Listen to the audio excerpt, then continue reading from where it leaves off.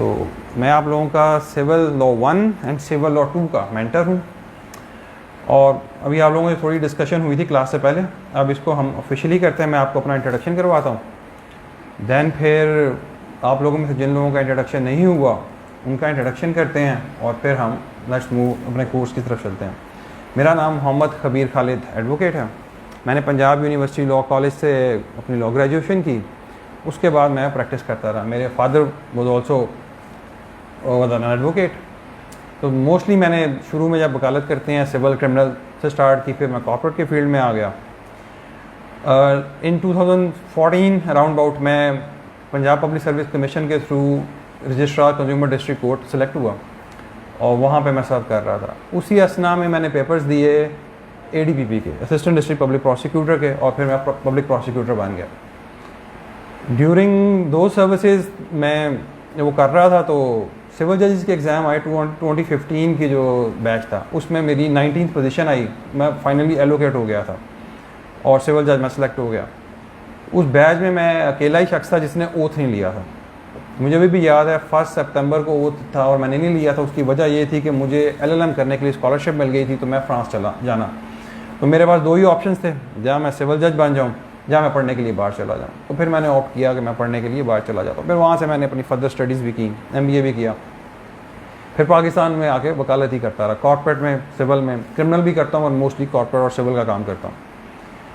शुरू से एक लॉ फर्म में जॉब कर रहा था लीगल सर्विसेज में, उन्हीं के साथ अभी अटैच हूँ। अपनी इंडिपेंडेंट काम भी करता हूँ और फर्म के साथ भी काम करता हूँ।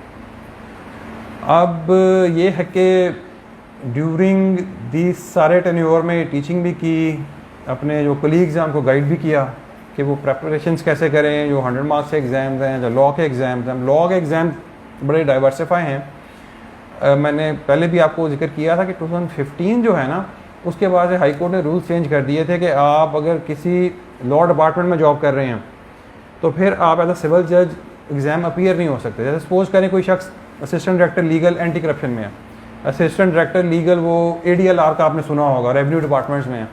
ये 2015 तक एलिजिबल थे एग्ज़ाम देने के। उसके बाद उन्होंने रिस्ट्रिक्शन लगा दी कि आपकी एक्टिव प्रैक्टिस होनी चाहिए। अगर आप किसी और गवर्नमेंट सर्विस में हैं तो फिर आपकी वो एक्टिव प्रैक्टिस का वो काउंट नहीं करते। तो फिर उसके बाद जो है आप एग्ज़ाम के लिए एलिजिबल नहीं है। उससे फिर बहुत सारा जो था ना, एक बड़े चंक का जो ऑफिसर्स वो डिस्क्वालीफाई हो जाते हैं। तो मोस्टली ADPPs हैं, ADAs हैं, जो रूल्स में क्लियरली लिखा हुआ है कि ये लोग एलिजिबल हैं एग्ज़ाम्स देने के लिए, सिविल जज का भी और एडिशनल का भी। अब ये सिचुएशन जो है ना मैडम चेंज हो गई है पंजाब में। अब मुझे आपके बलूचिस्तान का नहीं आइडिया, अगर आपका है तो आप शेयर कर लें कुलीग्स के साथ अपने। इसका आइडिया नहीं है। यहाँ पे तो बहुत सख्ती हो गई है। हाँ जी, यहाँ पे भी हाई कोर्ट टेस्ट कंडक्ट करता है, पर हाई कोर्ट ने रूल जो है ना कर दिए हैं स्ट्रिक्ट। आपने नहीं देखा? अच्छा, इसमें एक चीज़ इस तरह की है जो रूल्स में ना कुछ कैंडिडेट्स के साथ हुआ है। सपोज करें एक आप सर्विसेज होती हैं, आप एक लीगल सर्विसेज दे रहे हैं, कोर्ट में अपीयर होते हैं। जैसे आप प्रोसिक्यूटर हैं, आप रोज़ कोर्ट जाते हैं। सपोज करें अब प्रोसिक्यूशन का जो है ना सेटअप है वो सेक्रेटेरिएट में भी है, एक उनकी एडमिनिस्ट्रेटिव जॉब भी है। अगर आपकी ट्रांसफ़र कुछ अर्सा रही है, सपोज करें करंटली जब सीट्स आई हैं, लेट्स आप एग्जांपल लें, आज सीट्स आई हैं, और एक शख्स जो है वो है तो प्रोसिक्यूटर पर वो काम कर रहा है सेक्रेटेरिएट में, तो वो उसकी भी जो एक्टिव प्रैक्टिस है ना वो काउंट नहीं करते। वो कहते हैं नहीं, ये नहीं हो सकता। अगर आपने एडमिनिस्ट्रेटिव जगह पे अपनी ट्रांसफ़र ले ली है तो फिर भी आपको 2 साल प्रैक्टिस करने के बाद आप एग्ज़ाम के लिए एलिजिबल होंगे। तो उन्होंने एक्टिव प्रैक्टिस की जो डेफिनेशन है ना वो बड़ी स्ट्रिक्ट कर दी हुई है। तो ये है जी। मैडम आप अपना इंट्रोडक्शन करवाएं, फिर आपको मेरे ख्याल से क्वेश्चन है तो वो भी पूछिएगा।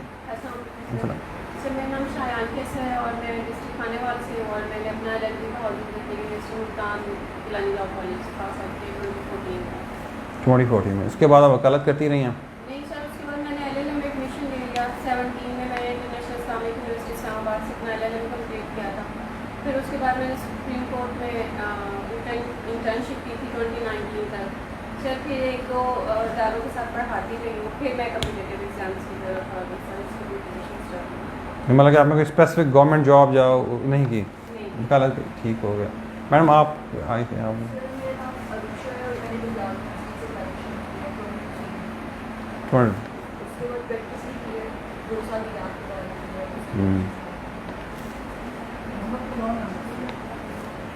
ऊंचा ऊंचा बैठे बैठे रहे पर ऊंचा बोले।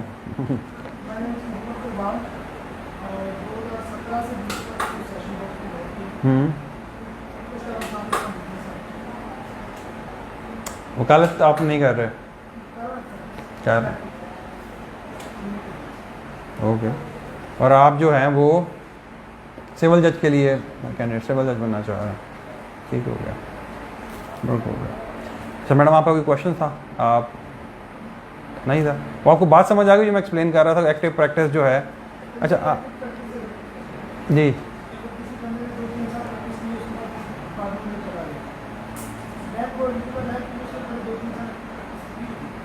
देखें आप जो लेटेस्ट है ना आप क्या कर रहे हैं वो मैटर करता है। आपने सपोज करें 3 साल प्रैक्टिस की, आपके पास हाई कोर्ट का लाइसेंस भी है, आप एलिजिबल हैं सिविल जज का एग्ज़ाम्स देने के लिए, पर करंटली आपने कोई गवर्नमेंट जॉब करना स्टार्ट कर दी है तो वो आपको एलिजिबल नहीं कंसिडर करेंगे।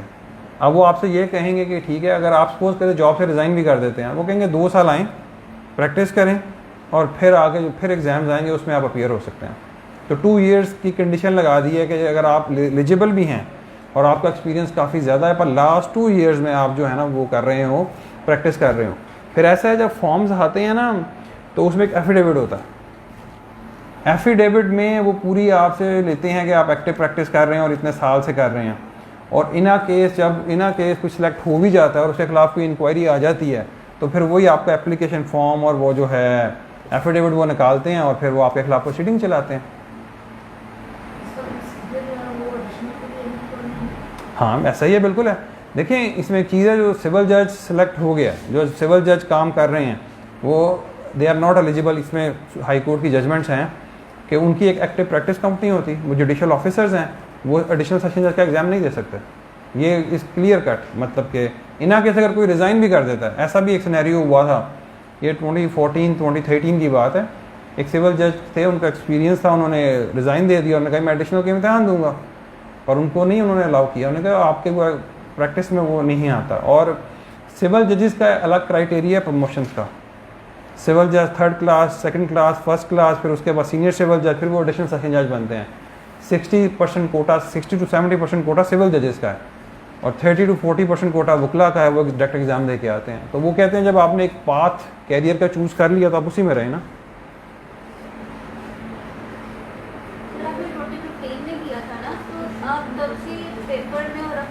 हाँ उसको, हाँ बिल्कुल आपने अच्छा क्वेश्चन किया। देखिए जो है ना पेपर पैटर्न इवॉल्व हुआ है इसका। ये जो लाहौर हाई कोर्ट की कमेटी है ना जो एग्ज़ाम्स बनाती है, रूल्स बनाती है, वो उन्होंने पेपर्स को इवॉल्व किया। पेपर्स पैटर्न चेंज हुए हैं 2017 से। 2017 के बाद से अभी रिसेंटली जो है ना पेपर पैटर्न फिर चेंज हुआ, जो अभी लास्ट अटैम्प्ट हुई है। तो उन्होंने सिलेबस बढ़ा दिया था, एग्ज़ाम्स के पेपर्स बढ़ा दिए थे। अब जो आपका करंट है, जो आप लोगों से कंसर्न है, 25% आप लोगों का ऑब्जेक्टिव है और 75% आप लोगों का सब्जेक्टिव है। और आप ये कह लेंगे ये बेहतर अप्रोच है, इंस्टेड के आप सब्जेक्टिव लें सारा, उसमें आप टेस्ट कर लेते हैं। फिर उसके बाद आपको पता ही होगा आपके 2 सिविल लॉज के पेपर हैं, एक क्रिमिनल लॉ का पेपर है, एक जनरल लॉ का पेपर है, उर्दू, इंग्लिश और आपका जीके का पेपर है। जीके का पेपर ऑब्जेक्टिव है 100%। तो ये एक बेहतर अप्रोच है, सिलेबस भी ठीक है और मतलब कि कवर्ड है सब चीज़ें। अभी इन्होंने एक अटैम्प्ट ले लिया, रिटर्न एग्जाम कुछ अर्सा पहले हुआ है, अब उनका मेरे ख्याल से रिजल्ट आने वाला है। तो होपफुली है, अब एडिशनल सेशन जजेस के एग्जाम्स भी होने हैं, तो इसी पैटर्न पे हैं। ये पैटर्न क्वाइट फेजिबल है। अब इस पैटर्न को अगर आप देखें ना, इसको ऑब्जर्व करें आप ऑब्जेक्टिव में सारे मार्क्स ले सकते हैं 25 आउट ऑफ 25। और ऑब्जेक्टिव बनेगा कहाँ से? अब क्वेश्चन ये है, अगर आप लोगों ने लॉ एड दिया होगा, सब ने दिया होगा, हमारे टाइम पे तो नहीं था, हमारे टाइम पे पंजाब बार काउंसिल एग्जाम लेती थी, तो लॉ एड का पेपर कहाँ से बनता है? ये आपको कहाँ से बनता है? सिलेबस से बनता है, पर कहाँ से बनता है? बेयर एक्ट से बनता है। ऐसे ही मुझे याद है कुछ माह पहले है ना, हमारा जूनियर है एसोसिएट, वो लॉ एड की तैयारी कर रहे थे, वो पढ़ रहे थे दूसरी किताबों से, तो मैंने उनसे कहा अब ये मत करें, आप टाइम ज़ाया करें, आप बेयर एक्ट पढ़ें। उन्हें बेयर एक्ट को पढ़ना, थोड़ा उसको समझना थोड़ा सा एक मुश्किल उसमें आती है लैंग्वेज की वजह से। जब तक आप एक सिमेट्री बना के पढ़ते जाते हैं, समझते जाते हैं, तो फिर वो ईजी हो जाता है। फिर मैंने उसको कहा चलो ठीक है, अपने आप पास पेपर्स दिखाएं, उनके पास पेपर्स देखें, वो पूरी स्टेटमेंट जो बेरेक्ट से उठा देते हैं। तो मेन चीज़ यही है कि आप लॉग एट से लेके जिस मर्जी लेवल पे चले जाएंगे ना, अगर आपको बेरेक्ट के ऊपर कमांड है, आपको पता है अगर सेक्शन 2 के सब क्लॉज में ये लिखा हुआ है तो आप पेपर सॉल्व कर लेंगे। और यही चीज़ आपको अगर इंटरव्यू में कोई क्वेश्चन भी आता है ना, वो घुमा के आपको यही चीज़ पूछेंगे, चाहे वो आपका interview Punjab public service commission ले रही है, चाहे लाहौर हाई कोर्ट ले रही है। उसमें यह है कि अपने नॉलेज को फिर अपडेट करने के लिए बाद में जो है हम वो जजमेंट्स को देखते हैं, कोर्ट ने जो इंटरप्रिटेशंस की हुई हैं उनकी तरफ देखते हैं।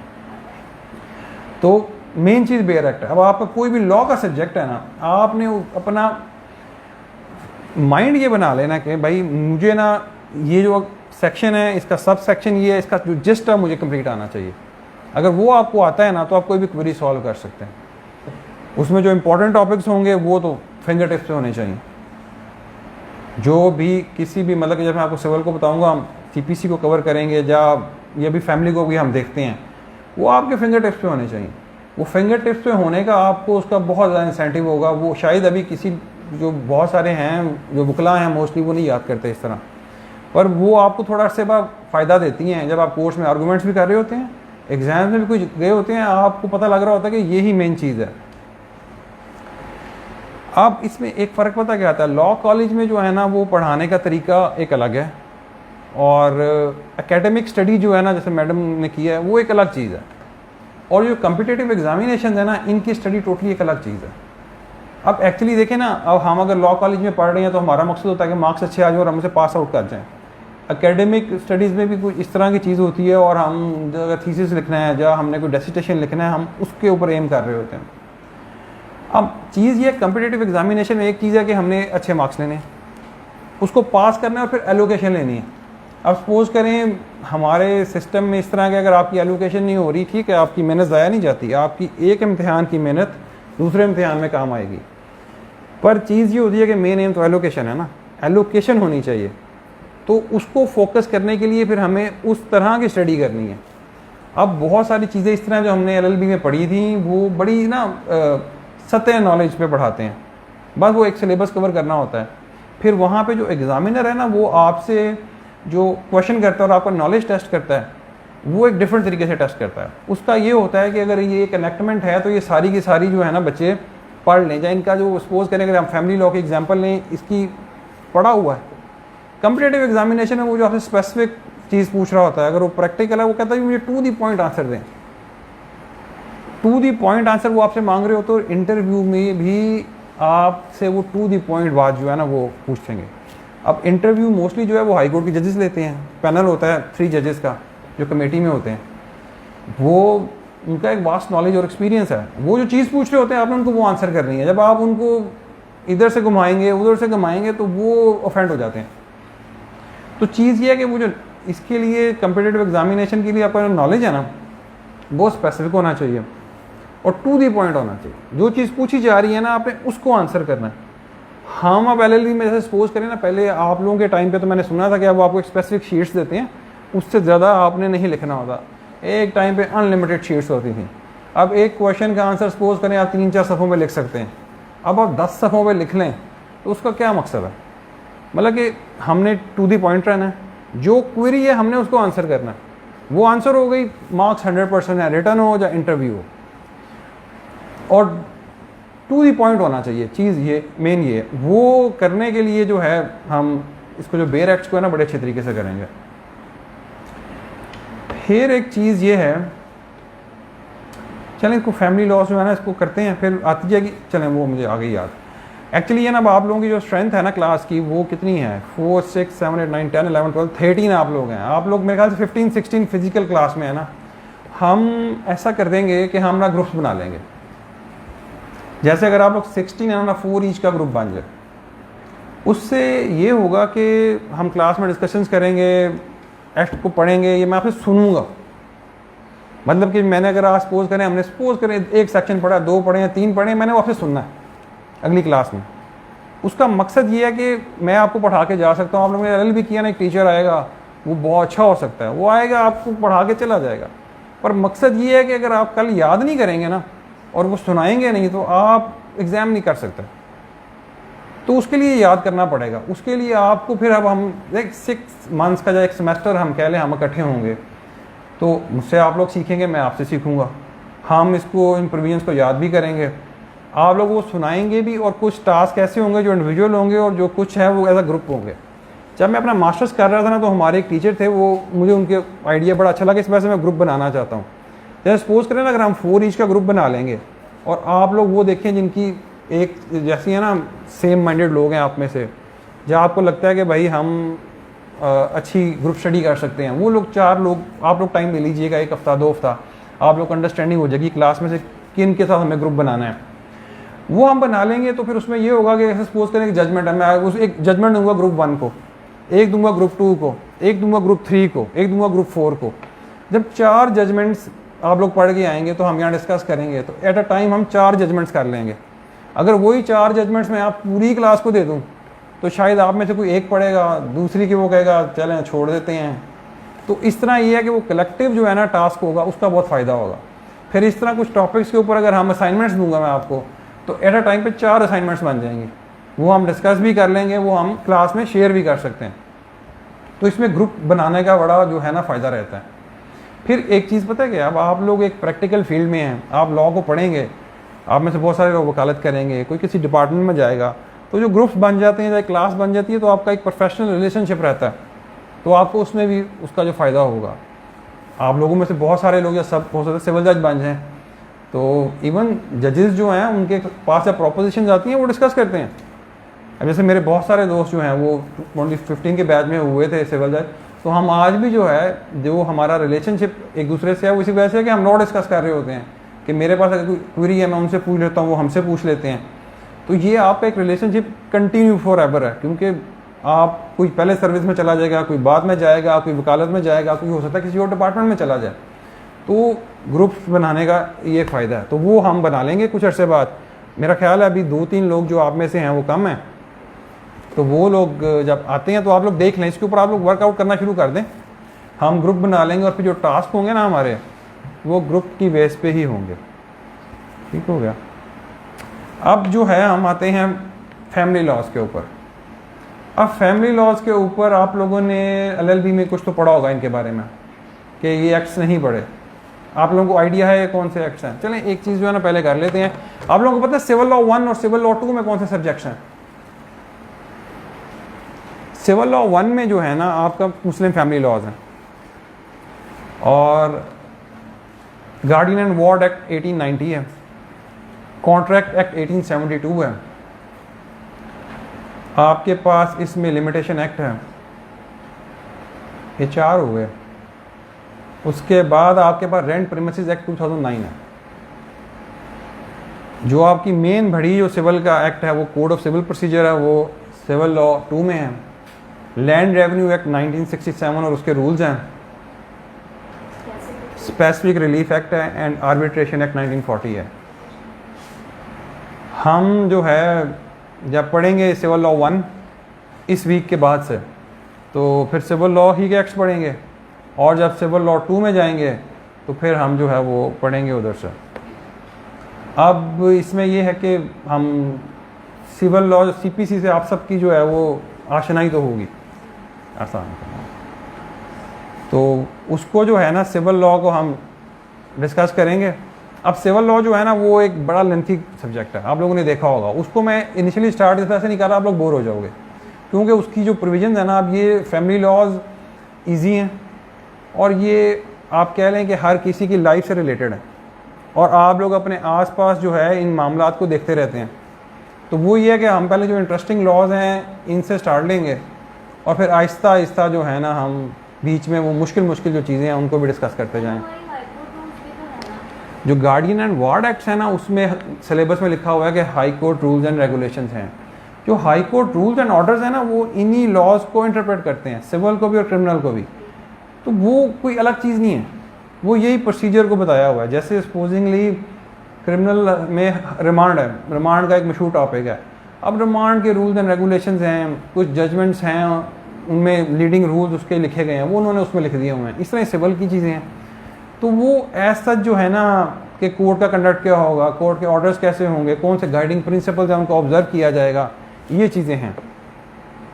तो वो जो है ना इतना इशू नहीं है, वो हो जाएगा कैटर। सिलेबस को अगर आप गौर से देखेंगे ना, वो सिर्फ गार्डियन एंड वार्ड एक्ट में लिखा हुआ है। आप जो ब्लैक शर्ट में है ना, आप अपना इंट्रोडक्शन करवाइएगा, बाकी सबका तो हो गया।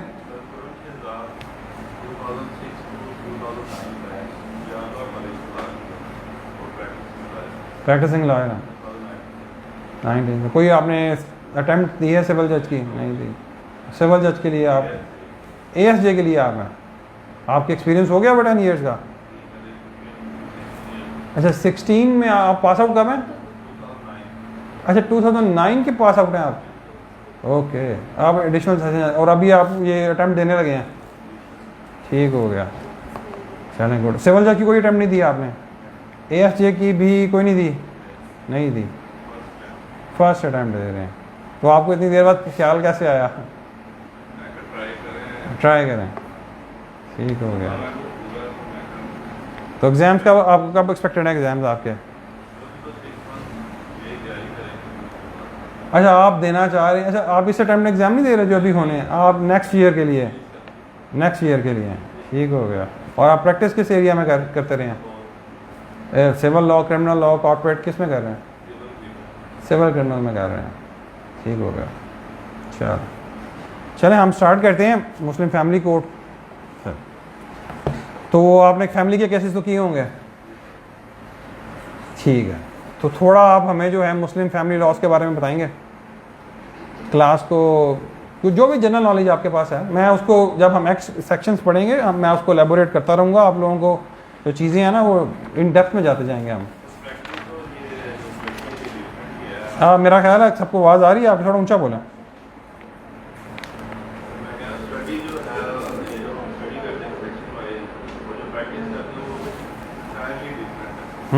कोई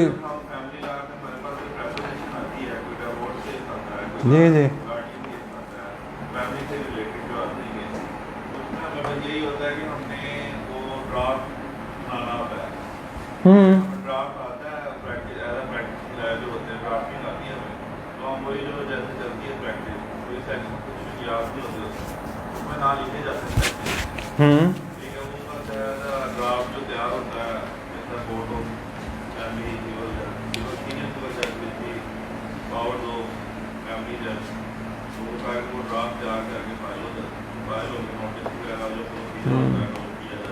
अच्छा एक चीज़ मुझे बताएं, आप सबके पास बेयर एक्ट्स हैं इसके फैमिली नहीं है आज? ठीक है, ठीक हो गया। मैं आपको बता दिया करूँगा, अब आज है ना, कल हमारी 2 क्लासेज हैं, हम ये फैमिली लॉज ही पढ़ेंगे, तो आप लोग बेयर एक्ट कल लेते आइएगा, ठीक है? क्योंकि बेयर एक्ट जो है ना वो बड़ा ज़रूरी है। अभी आप पढ़ेंगे, कोई इंपॉर्टेंट टर्म होगी आप उसको मार्क कर सकते हैं। आप सपोज़ करें अगर मैं पढ़ूंगा, जब मैं आप लोगों से भी कहूँगा कि पढ़ें, तो आप लोगों के पास आपके पास होना चाहिए और सबका होना चाहिए, क्योंकि जब आपने एग्ज़ाम देना ना, काम आपकी ये किताब ही आनी है, तब आपको मेमोरी रिफ़्रेश करनी पड़ेगी, और मेमोरी रिफ़्रेश करने के लिए बेयर एक्ट ही मेन चीज़ है। जब आपके कुछ शॉर्ट नोट्स होंगे तो उसके लिए रखना है, ठीक है? मैडम ने बताया था कहते हैं ना प्रोसीजर। और किसी को फैमिली लॉज के बारे में जनरल हाउ ना हो या नॉलेज हो तो कोई बता।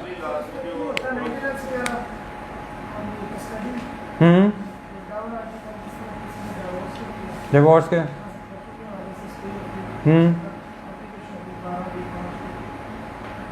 वो गार्डियन एंड वार्ड एक्ट की होती है 12 सेक्शन 7 सेक्शन 12 सेक्शन 25, ठीक है? ये आपको ये नॉलेज है, आपने बताया, ठीक है? आप जो है ना जी बताएं। सर इसमें थोड़ा सा डिफरेंस ये आता है कि जैसे बाकी केसेस में हम कंप्लेंट देते हैं तो उसके लिए 30 डेज होती है, इसमें 15 डेज होती है, इसमें टाइम बहुत कम होती है। ठीक है, ठीक है। और कोई ऐड करना चाहे? चलें इसको करते हैं। अब जो है ना मुस्लिम फैमिली लॉज हैं, मुस्लिम फैमिली लॉज का ना सबसे पहले आया था ऑर्डिनेंस 1961 में। 1961 में ऑर्डिनेंस आया है, उसके रूल्स हैं। फिर जो दूसरा मेन एक्ट है वो मुस्लिम फैमिली कोड एक्ट 1964 है, उसके 65 के रूल्स हैं। और 1939 में डेसोल्यूशन, अभी आप लोग लिखें मत ये, मतलब कि हम एक्ट्स पढ़ेंगे तो मैं आपको जनरल, मतलब कि ना एक जनरल हाउ ना होनी चाहिए, फिर वो हम उसकी जो सब्सटेंटिव प्रोविजन और प्रोसीजरल प्रोविजन है ना उसमें जाएंगे। उसके बाद एक एक्ट है 1939 का, dissolution of Muslim marriage act, जिसमें 9 ग्राउंड्स हैं जिसकी बेस के ऊपर जो है मैरिज को डिज़ोल्व किया जाता है। वो खुला का कॉन्सेप्ट अगर आपने मुस्लिम लॉज में पढ़ा हो, इस्लामिक जूरिस्प्रूडेंस में, चीज़ें वही हैं पर वो डिफरेंट है, हम उसको भी डिस्कस करेंगे। ये 3 मेन जो है ना ये एक्ट्स हैं और ये आपके सिलेबस का पार्ट है, ये करने हैं। फिर जो गार्डियन एंड वार्ड्स एक्ट है ना, लाहौर के अंदर जो है ना इन्होंने फैमिली डिवीजन अलग कर दिए हुए, एक तो है ना सिविल डिवीजन, एक फैमिली डिवीजन है। फैमिली डिवीजन में आपके फैमिली कोर्ट के जजेस हैं, आपके गार्डियन कोर्ट के जजेस हैं।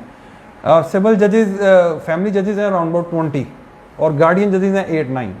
तो लाहौर के अंदर आप ये कह सकते हैं कि 29 to 30 जजेस रोज़ ये फैसला करते हैं जो खुला से रिलेटेड है, रेजोल्यूशन ऑफ मैरिज से रिलेटेड है, डॉबरी आर्टिकल से रिलेटेड है, बच्चों की कस्टडीज़ हैं, विजिटेशन राइट्स हैं, कंजुअल राइट्स और जैकिटेशन ऑफ मैरिज, और जो फैमिली से जो रिलेटेड मामला था उनको देखते हैं। दैट्स वाई वो एक जो डिवोर्स रेट है और ये फैमिली केसेस बेइंतहा तक ज़्यादा हो चुके हुए हैं। मतलब कि आप सब में भी सुना भी आप लोगों ने होगा, हर किसी ना किसी की फैमिली में इस तरह के वो मसाइल हैं। तो इनकी इम्पोर्टेंस जो है ना वो बहुत जो है ना ज़्यादा है इन फैमिली लॉज की। फिर एक चीज़ जो आपने याद रखनी है ना, कोई भी प्रोपोजिशन आए, कोई भी क्वेश्चन आए, हमारी सोसाइटी में जो कल्चर है, ख़वातीन के साथ जनरली बहुत ज़्यादा ज़्यादती की जाती है। इस लॉ को जब इंटरप्रेट किया गया है ना कोर्ट्स ने, तो ख़वातीन की फेवर में किया गया, फैमिली लॉज में भी और गार्डियन लॉज में भी। जहाँ पे बच्चों की कस्टडी आ जाती है उनके मामलात को हम देखेंगे, जहाँ डॉबरी आर्टिकल है उन मामलात को भी देखेंगे। जब हम इसकी प्रोविजंस को आगे जाएंगे ना तो हम केस लॉज भी डिस्कस करेंगे, तो फिर मैं आपको बताता जाऊँगा कि इन केस लॉज में आया और वो देते हैं। अब मैं कल एक जजमेंट देख रहा था, उसमें डोवर का इशू था, ये जो हक महर होता है, उसमें कोर्ट ने इंटरप्रेट करते हुए क्लियरली उसमें लिखा कि ख़वातीन जो है उनके साथ ज़्यादती की जाती है, तो हमें इसको इंटरप्रेट इस तरह करना है कि उन्हें हम इंसेंटिव दें, और ये एक रियलिटी है हमारी सोसाइटी की। अब जो इसमें है ना मुस्लिम फैमिली लॉ ऑर्डिनेंस 1961 है, ये जो है, अच्छा एक चीज़ आ जाती है, एक प्रोसीजरल लॉ होता है और एक सब्सटेंटिव लॉ होता है, तो ये कोई डिफरेंस बता सकता है? बताएं आप, थोड़ा सा ऊंचा बोलें ताकि पूरी क्लास को जो है ना वो आवाज़ आ जाए आपकी। सर सब्सटेंटिव लॉ जैसे कि हम पाकिस्तान पेनल कोड को देते हैं, जिसमें से जब हमें एक बताया जाएगा कि ऑफेंस क्या होगा और उसकी पनिशमेंट क्या होगी। दूसरी साइड से हम अगर CRPC ले लें तो वो हमारा प्रोसीजरल लॉ है जो कि हमें पूरा कोर्स का तरीका बताएगा और जी इम्प्लीमेंटेशन बताएगा। आपको लगी समझ? बताएं क्या क्या समझ लगी?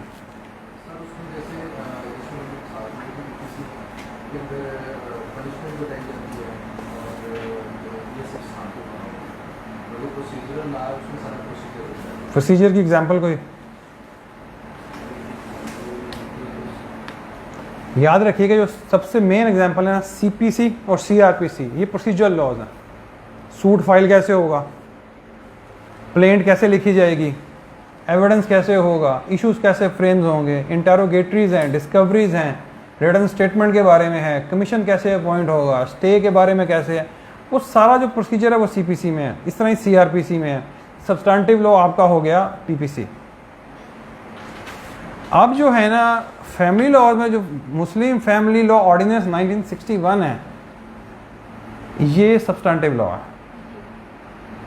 और जो आपका मुस्लिम कोड एक्ट 1964 है, ये प्रोसीजरल लॉ है, जिसके थ्रू आप सूट फाइल करेंगे। और यहाँ पे जो है ना इसमें उन्होंने एक्सप्लेन किया हुआ है। हम 1964 के एक्ट से स्टार्ट करते हैं। अब क्वेश्चन ये है कि वाई वी स्टार्ट फ्रॉम 1964 का एक्ट, क्योंकि ये इंपॉर्टेंट है, मेन जो है ना चीज़ें इसमें हैं। आप सबके पास मतलब कि ये है ना, मतलब कि ज़्यादा किसी को शेयर करना पड़ेगा, किसी के पास है नहीं, आप दोनों के पास है, आपके पास है, ठीक है, मतलब कि दिखाई नहीं, अगर आप कह रही हैं तो मैं मान रहा हूँ आपके पास, आप लोगों के पास है ना, क्योंकि पढ़ना है, फिर मैं किसी को भी कहूँगा पढ़ना है। अच्छा जी, फैमिली कोड एक्ट 1964, इसको स्टार्ट करने लगे हैं। कोई भी एक्ट स्टार्ट करते हैं पहले प्रीएम्बल होती है। प्रीएम्बल क्या है, इसके बारे में नॉलेज है आप लोगों को?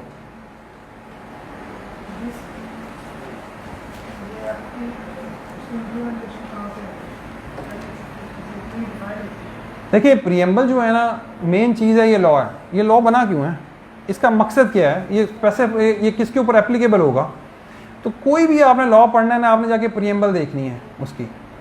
इसी तरह जो कॉन्स्टिट्यूशन ऑफ पाकिस्तान है उसकी प्रीएम्बल बड़ी इंपॉर्टेंट है, कभी आप लोगों का दिल करे तो उसको ज़रूर देखिएगा, पर वो पढ़नी चाहिए, हर प्रीएम्बल पढ़नी चाहिए। हम अब स्टार्ट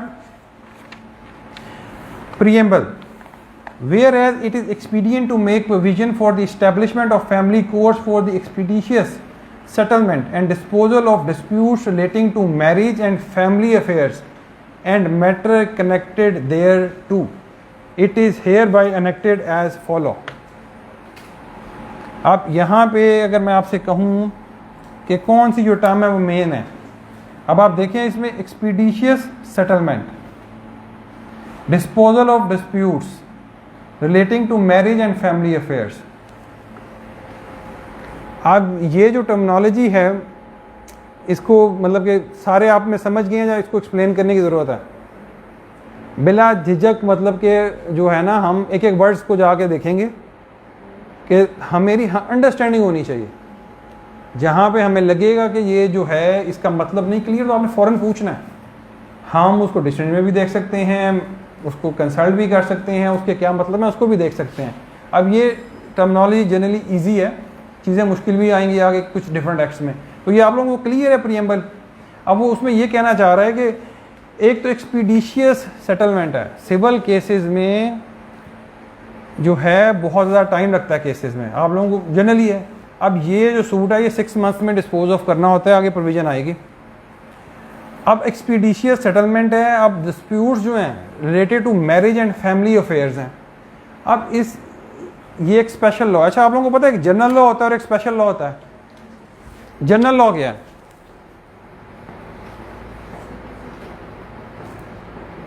ओके, जनरल लॉ बताएं और स्पेशल लॉ। अच्छा, स्पेशल लॉज किसी स्पेसिफिक एरिया किसी स्पेसिफिक जगह के लिए बनाए जाते हैं और जनरल लॉज को पाकिस्तान का एप्लीकेबल। एग्जांपल दे देंगी तो इजी हो जाएगा। सर जैसे एलडीए की लॉज है, जैसे पीराज के लॉज हैं जो हमारे पंजाब में इनेक्टेड हैं, और सर जो बाकी है जैसे हमारा पीपीसी है वो पूरे पाकिस्तान पे है। ऐसा ही है। और सिमिलरली सर इस तरह से दूसरे सीपीसी भी है, वो सर हमारे जनरल लॉज हैं, जो स्पेशल लॉज हैं खास एरिया या प्रोविंस के लिए। अब जैसे देखें ना, सिविल लॉ है, सीपीसी है, सीपीसी एप्लीकेबल है हर तरह के सूट्स के लिए सिविल कोर्ट्स में होते हैं। अब सिविल लॉ के में सिविल कोर्ट्स में और भी बहुत सारे सूट्स होते हैं जो स्पेशल सब्जेक्ट्स पे हो सकते हैं।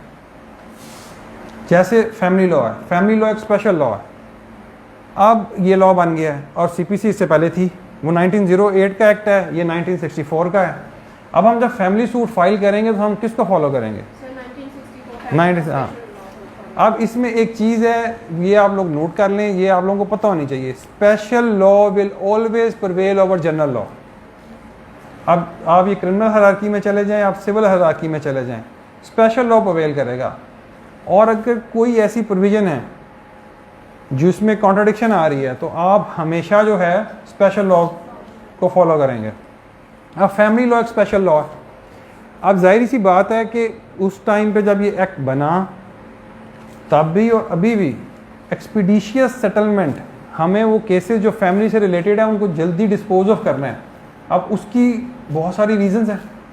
अब रीज़न उसकी बहुत सारी ये है कि अगर आप सपोज करें किसी की खुला का मामला है, वो अगर सालों साल चलेगा तो ये इंसान की ज़िंदगी जो है उसको मसाइल पड़ेंगे। हो सकता है उसने खुला लेके आगे शादी करनी हो, बच्चों की कस्टडी के मामला आते हैं।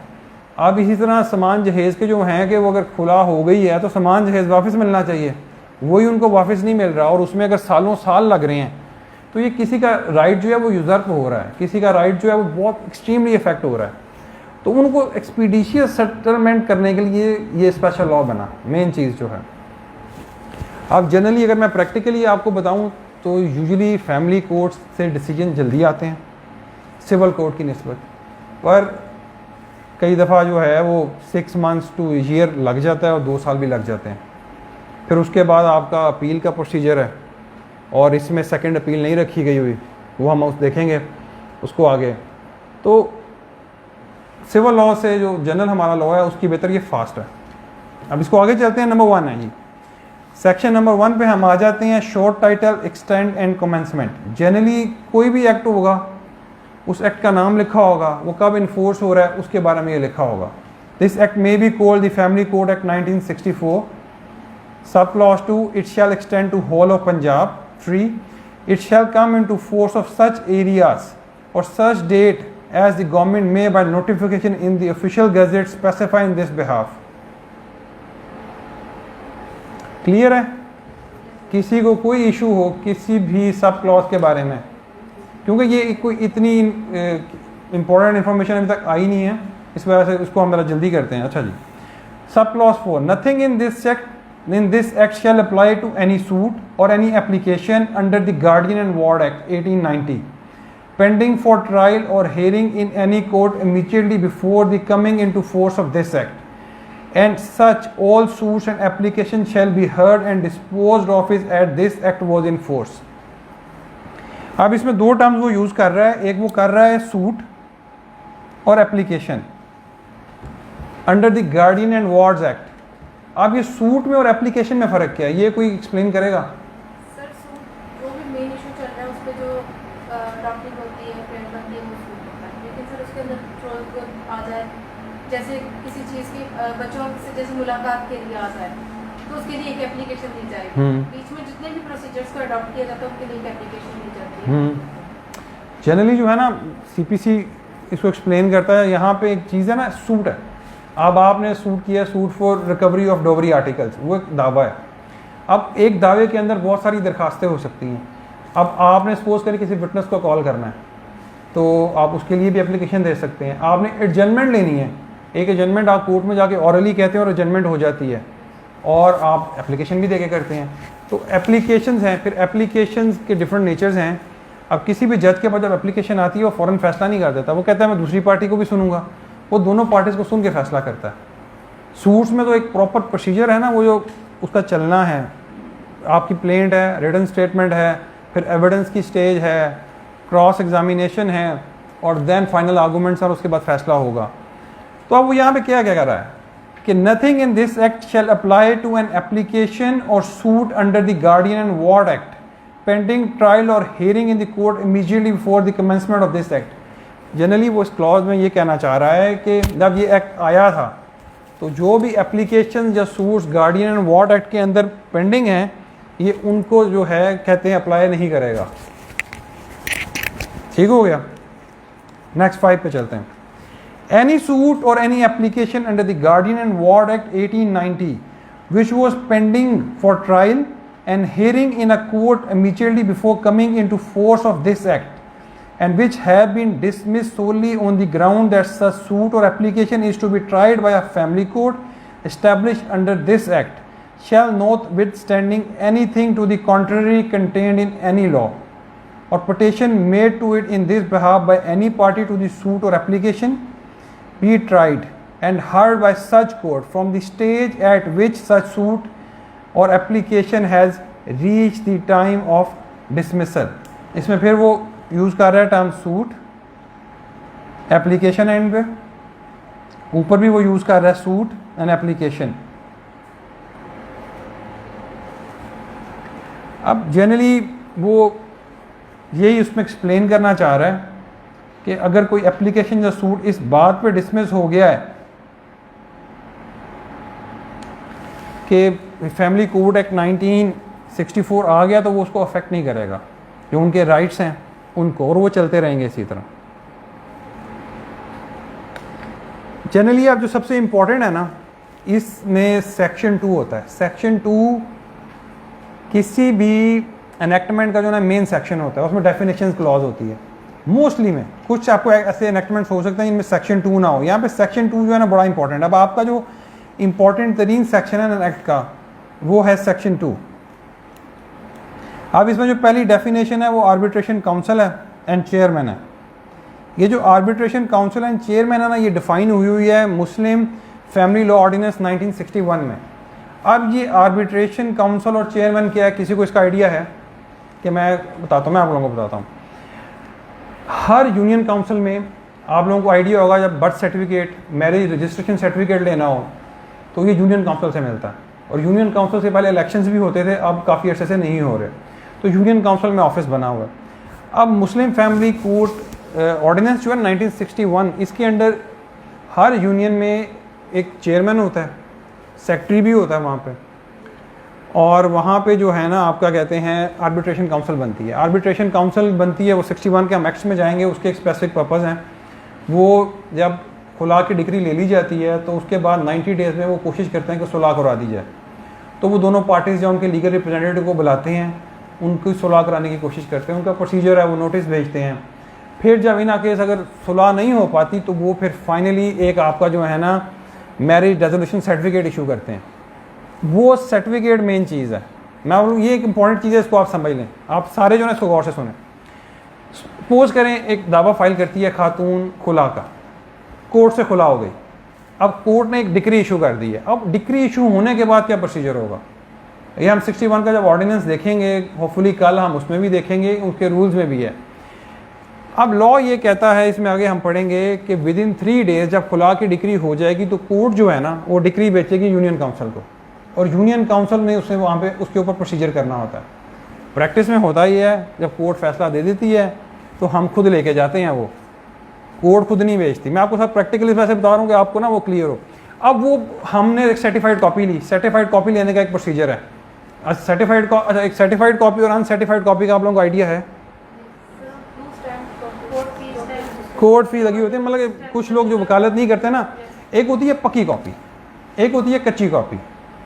अब ना कुछ कहते हैं कोर्ट की टर्मिनोलॉजी है, जब आप बोलेंगे ना वो तो अगले बंदे को पता लग जाएगा हाँ भाई इनको तो वकालत जा समझ है जा आती है। जो कच्ची कॉपी है ना, सपोज करें ये कोर्ट का ऑर्डर हुआ, अब कोर्ट का ऑर्डर हुआ, ये कोर्ट की फाइल में लगा है, मुझे इसकी कॉपी चाहिए। मैं अलमत के पास जाऊँगा, जो प्रैक्टिस चल रही है उसको थोड़ा खर्चा दूंगा, वो या खुद करवा देगा, मैं ऐसी कॉपी ले लूँगा। अब मैं ये सफ़ा कहीं लेके जाऊँगा, इसकी कोई वैल्यू नहीं है, पर ये है ऑर्डर कोर्ट का।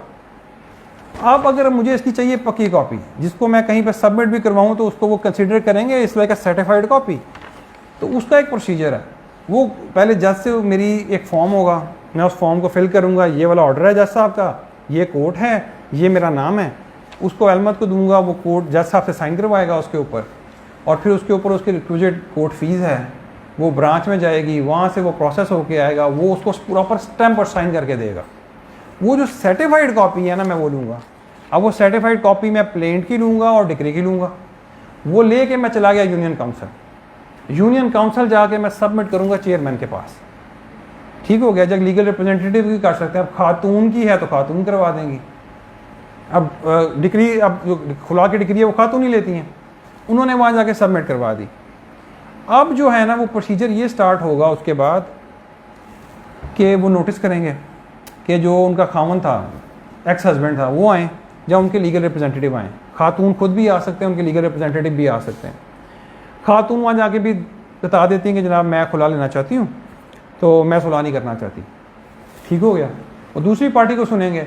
अब दूसरी पार्टी का कोई व्यू होगा, आप उसमें एज्यूम करेंगे उनके जो एक्स हस्बैंड अभी हुए नहीं है, इट्स इन प्रोसेस, वो सुलह करना चाहते हैं। तो आर्बिट्रेशन काउंसिल कोशिश करेगी कि 2-3 सिटिंग्स हों और इसमें वो मामले को सॉल्व करने की कोशिश करें। चले वो मामला सॉल्व नहीं होता, वो मामला सॉल्व नहीं होता तो उसके बाद यूनियन काउंसिल का जो चेयरमैन है, आर्बिट्रेशन काउंसिल की प्रोसीडिंग हुई, यूनियन काउंसिल ने सर्टिफिकेट इशू किया डिवोर्स का। वो जो डिवोर्स का सर्टिफिकेट इशू किया है, डिवोर्स फिर इफेक्टिव होगी। ठीक हो गया। अब वो सर्टिफिकेट की इतनी ज़रूरत क्यों है, ये कोई किसी को पता है? हमने कोर्ट से डिग्री ले ली, ठीक है ना, कोर्ट ने कहा कि जनाब खातून ने आके बयान दिया, खुला हो गई, हमें ये आगे प्रोसीजर करना है। प्रोसीजर करने की वजह क्या है?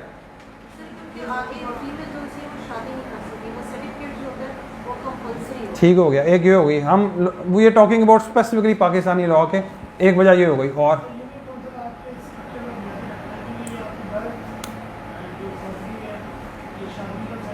बिल्कुल बिल्कुल ये भी हो गया।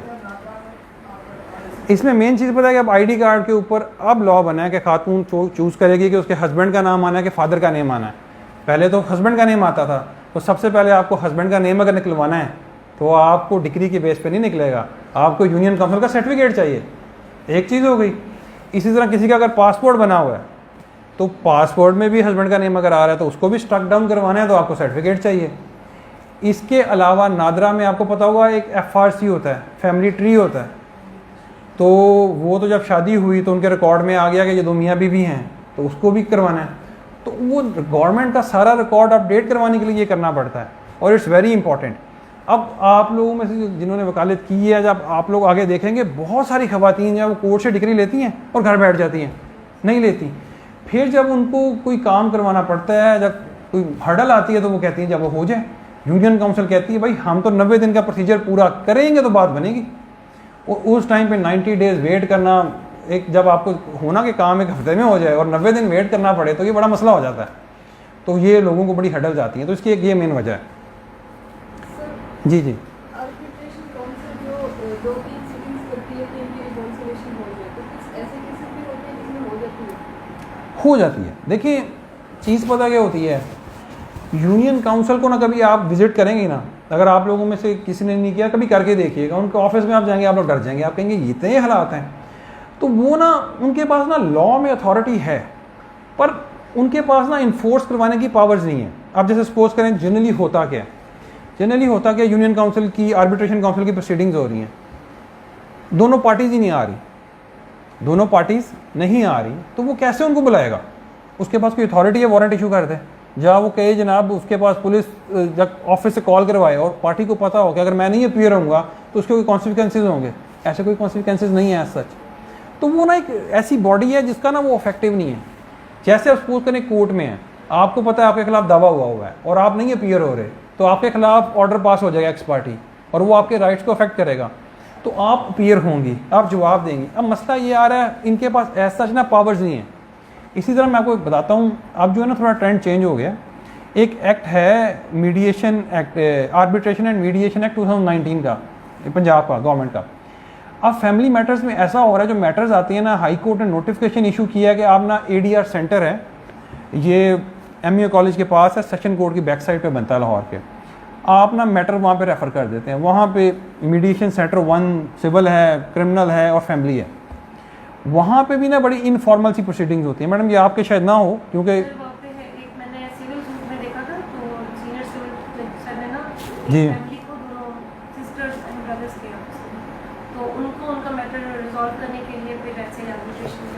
हाँ, तो वो जो आर्बिट्रेशन सेंटर है ना, उसमें वो रेफ़र कर देते हैं। और जब वो आर्बिट्रेशन में रेफ़र करते हैं ना, तो वहाँ पे जज ही सिटिंग दे, वो दोनों पार्टीज़ को बुलाता है और उन्हें कहता है कि भाई आप जो है ना इनफॉर्मल सी प्रोसीडिंग कर लेते हो, वी ट्राई टू सेटल। अब वो एक्चुअली उसमें ऐसा होता है, उन जज साहब के पास भी जो मीडिएशन में बैठे हैं, किसी की अटेंडेंस को प्रोक्योर करना उनके पास कोई अथॉरिटी नहीं है। अब सपोज करें वहाँ पे केसेस जाते हैं, खातून नहीं आ रही, खातून आ रही है तो उसका शौहर नहीं आ रहा, डिफरेंट केसेस में ना। तो बात ये है कि वहाँ के जो अमला है उनसे जब हमारी बात होती है, वो कहते हैं जब तक आप किसी की अटेंडेंस ही प्रोक्योर नहीं कर सकते और आपके पास अथॉरिटी नहीं है, तो फिर आप कैसे कोई चीज़ इन्फोर्स करवाएंगे या सुलह करवाएंगे? ठीक है, तो बेटा ऐसे ही जो है ना इसमें आर्बिट्रेशन काउंसिल में है। जी जी,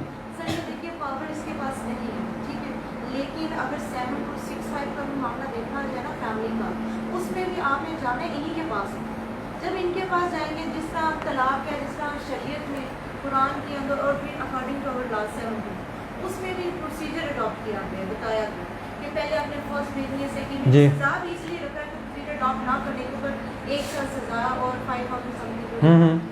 अक्सर इसके पास पावर नहीं है। एक मामला आते हैं उनके पास, वो नोटिस करते हैं, दोनों पार्टीज पेश नहीं होती, मामला फिर वो सेकंड भेज देता है, वो पेश नहीं होते, फिर गया। यानी मेल अपना सारा कर लेते हैं। ये भी हो सकता है जैसे हम प्रैक्टिस देखते हैं, इजीली आप कोर्ट के नोटिस ना भेजो किसी को, अंदर खाते वो आप 2-4 पैसे दो, नोटिस ना होने दो, कोई फर्क नहीं पड़ता उनको। वो नोटिस नहीं जाएगी, उसको पता नहीं चलेगा, वो एक्स पार्टी डिग्री ले लेंगे। अब यही प्रैक्टिस अगर देखी जाए आर्बिट्रेशन काउंसिल में, तो फिर फायदा क्या हुआ एक चीज़ को बनाने का? उसके अंदर सुकून तो रह गया। हम फैमिली लॉज को लेकर आए जनरल लॉज के ऊपर, ठीक है, ताकि जो स्पीडली ट्रायल हो सके। जी, अब स्पीडली ट्रायल में इतना बड़ा सुकून मौजूद है कि 6, 5 और 7, 2 में वो तो बुला ही नहीं सकता जबरदस्ती किसी को, पावर्स ही नहीं रखता। अब कोई फंसेगा तो 6, 5 में इजाजत देने जाएगा, अगर नहीं मिलती तो बाद में देखेगा, जब लटका जाऊंगा तब देखा जाऊंगा। तो फिर लोग शॉर्टकट ढूंढ लेते हैं। फिर हमें इसमें कोई फायदा तो ना हुआ, या तो इसको रेगुलेट कर दें, इसको पावर्स दे दें, या उसको एक इफेक्टिव बॉडी बना दें जिसका वाकई में फायदा हो। और मजे की बात है सर, यूनियन और इवन कंट्रोलमेंट बोर्ड्स को भी खुद पता नहीं होता कि हमारे पास पावर्स क्या हैं। वो इतनी लगी भगी किस्म, जिस तरह हमारी प्रैक्टिस होती है ना, एक डेली आ गई, आए और चले गए, उनको यही नहीं पता, उनको जाके एलोब्रेट करें ना ये मामला इस तरह से हो सकता है। अच्छा हमें तो नहीं पता था भाई, आप लोगों के पूरे रूल्स एंड रेगुलेशन भी बने हुए हैं, फर्दर अपने भी वो रेगुलेशंस नहीं पढ़ते, तो वो कॉमन पर्सन के लिए तो ईजी नहीं होता, लेकिन अगर कोई पढ़ा लिखा पर्सन रहता है उसके लिए अनईजी नहीं रहता, वो उनको फोर्स करता है कि हाँ। लेकिन हमें वही बात होती है, वो बड़े फ्री हैंड होकर बैठे हुए हैं, सर आप उनसे फोर्स नहीं करवा सकते, तो हमें इस आर्बिट्रेशन को सिखाया क्या फ़ायदा होगा? जी प्रैक्टिकली तो कोई फ़ायदा नहीं है। अगर आप वही ना यूनियन काउंसिल देखिए, पावर्स मैटर करती हैं। अब जैसे एक फैमिली जज है, फैमिली जज के पास एक्सट्रीम पावर्स हैं, हम इस एक्ट में आगे देखेंगे।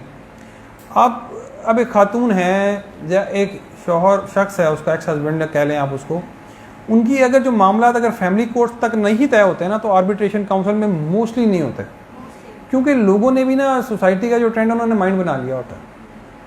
अब जो है ना, जो मीडिएशन, जो ADR सेंटर है, ऑल्टरनेटिव डिस्प्यूट रेजोल्यूशन सेंटर है, वहाँ पे बहुत सारी सुलहें हो रही हैं। वो उसमें एक तो ये है कि खुला का अगर केस है तो एक तो उसके ऊपर वो चले मियाँ बीवी जो है वो मान जाते हैं, हम सुलह कर लेते हैं। इना केस जहाँ पे खुला हो चुकी है वहाँ पे बच्चों के खर्चे का केस है, तो खातून कह रही है जी मैंने 20,000 लेना है या 30,000 लेना है, शोहर उसका कह रहा है मैं लेट से वो कहता है मैं 15 देता हूँ। तो इनफॉर्मली ये डिसाइड हो रही हैं चीज़ें, इनकी कस्टडी का भी हो रहा है, और जो है ना मामला सुलह हो जाती है, पर उसमें ना बहुत सारे और अनासर भी आ जाते हैं। आपको गलत गाइड करने वाले बहुत लोग हैं, वकला बहुत गलत गाइड करते हैं। अब इसमें पता क्या है, वकला इस तरह करते हैं, खातून है उसकी लड़ाई हुई अपने इन लॉज के साथ, अपने शौहर के साथ, वो खातून चली गई वकील साहब के पास। अब वकील साहब उसको समझाने की बजाय उसके 2-3 दावे डाल देंगे क्योंकि उनको फीस लेनी है। एक वो खुला का केस डालेंगे, एक डॉवरी आर्टिकल का केस डालेंगे, बच्चे हैं तो बच्चों के खर्चे का केस डालेंगे। अब ये 3 लिटिगेशन तो हो गई ना। अब वो खातून जो है उसको मिसगाइड कर दिया गया है, और गुस्सा शुरू में आया होता है तो इंसान कहता है मैंने बदला भी लेना है। अब केस स्टार्ट हो जाते हैं, फिर ऐसा होता है 3 महीने बाद, 4 महीने बाद जब थोड़े मामला सुधरते हैं तो सुलह होना शुरू हो जाती है। अभी ये केस था मेरे पास, उसमें 8 माह बाद सुलह हुई। मियाँ बीवी की कोई लड़ाई नहीं है, खातून की लड़ाई अपने इन लॉज के साथ है। 2 बेटे हैं, उन्होंने हेबियस की पिटीशन की, बच्चों की कस्टडी ली, उसके बाद ये तीनों दावे किए। दावे चलते गए, खातून को आइडिया हो गया कि मैं गलत ट्रैक पे हूँ, मेरा घर ख़त्म हो जाएगा, और एक स्पेसिफिक एज में आके अगर आपका घर ख़त्म हो जाए उसके रिप्रिकॉशंस बाद में क्या होते हैं वो अंडरस्टैंड करती थी। पर बात ये थी कि उनके घर वाले नहीं करने देते थे, तो उनको फिर ADR सेंटर में उनका केस गया।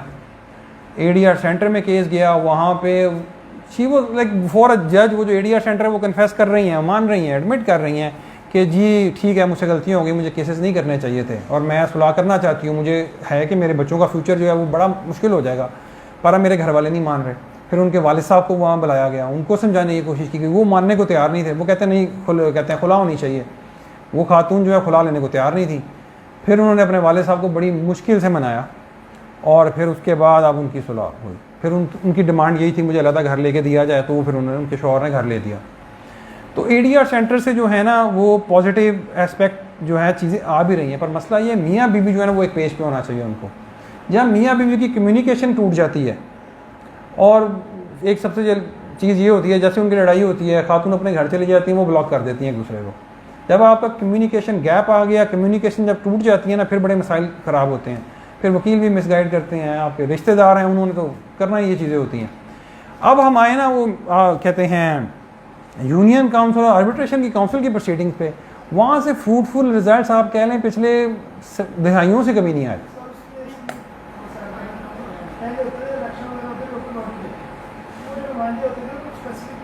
हाँ जी,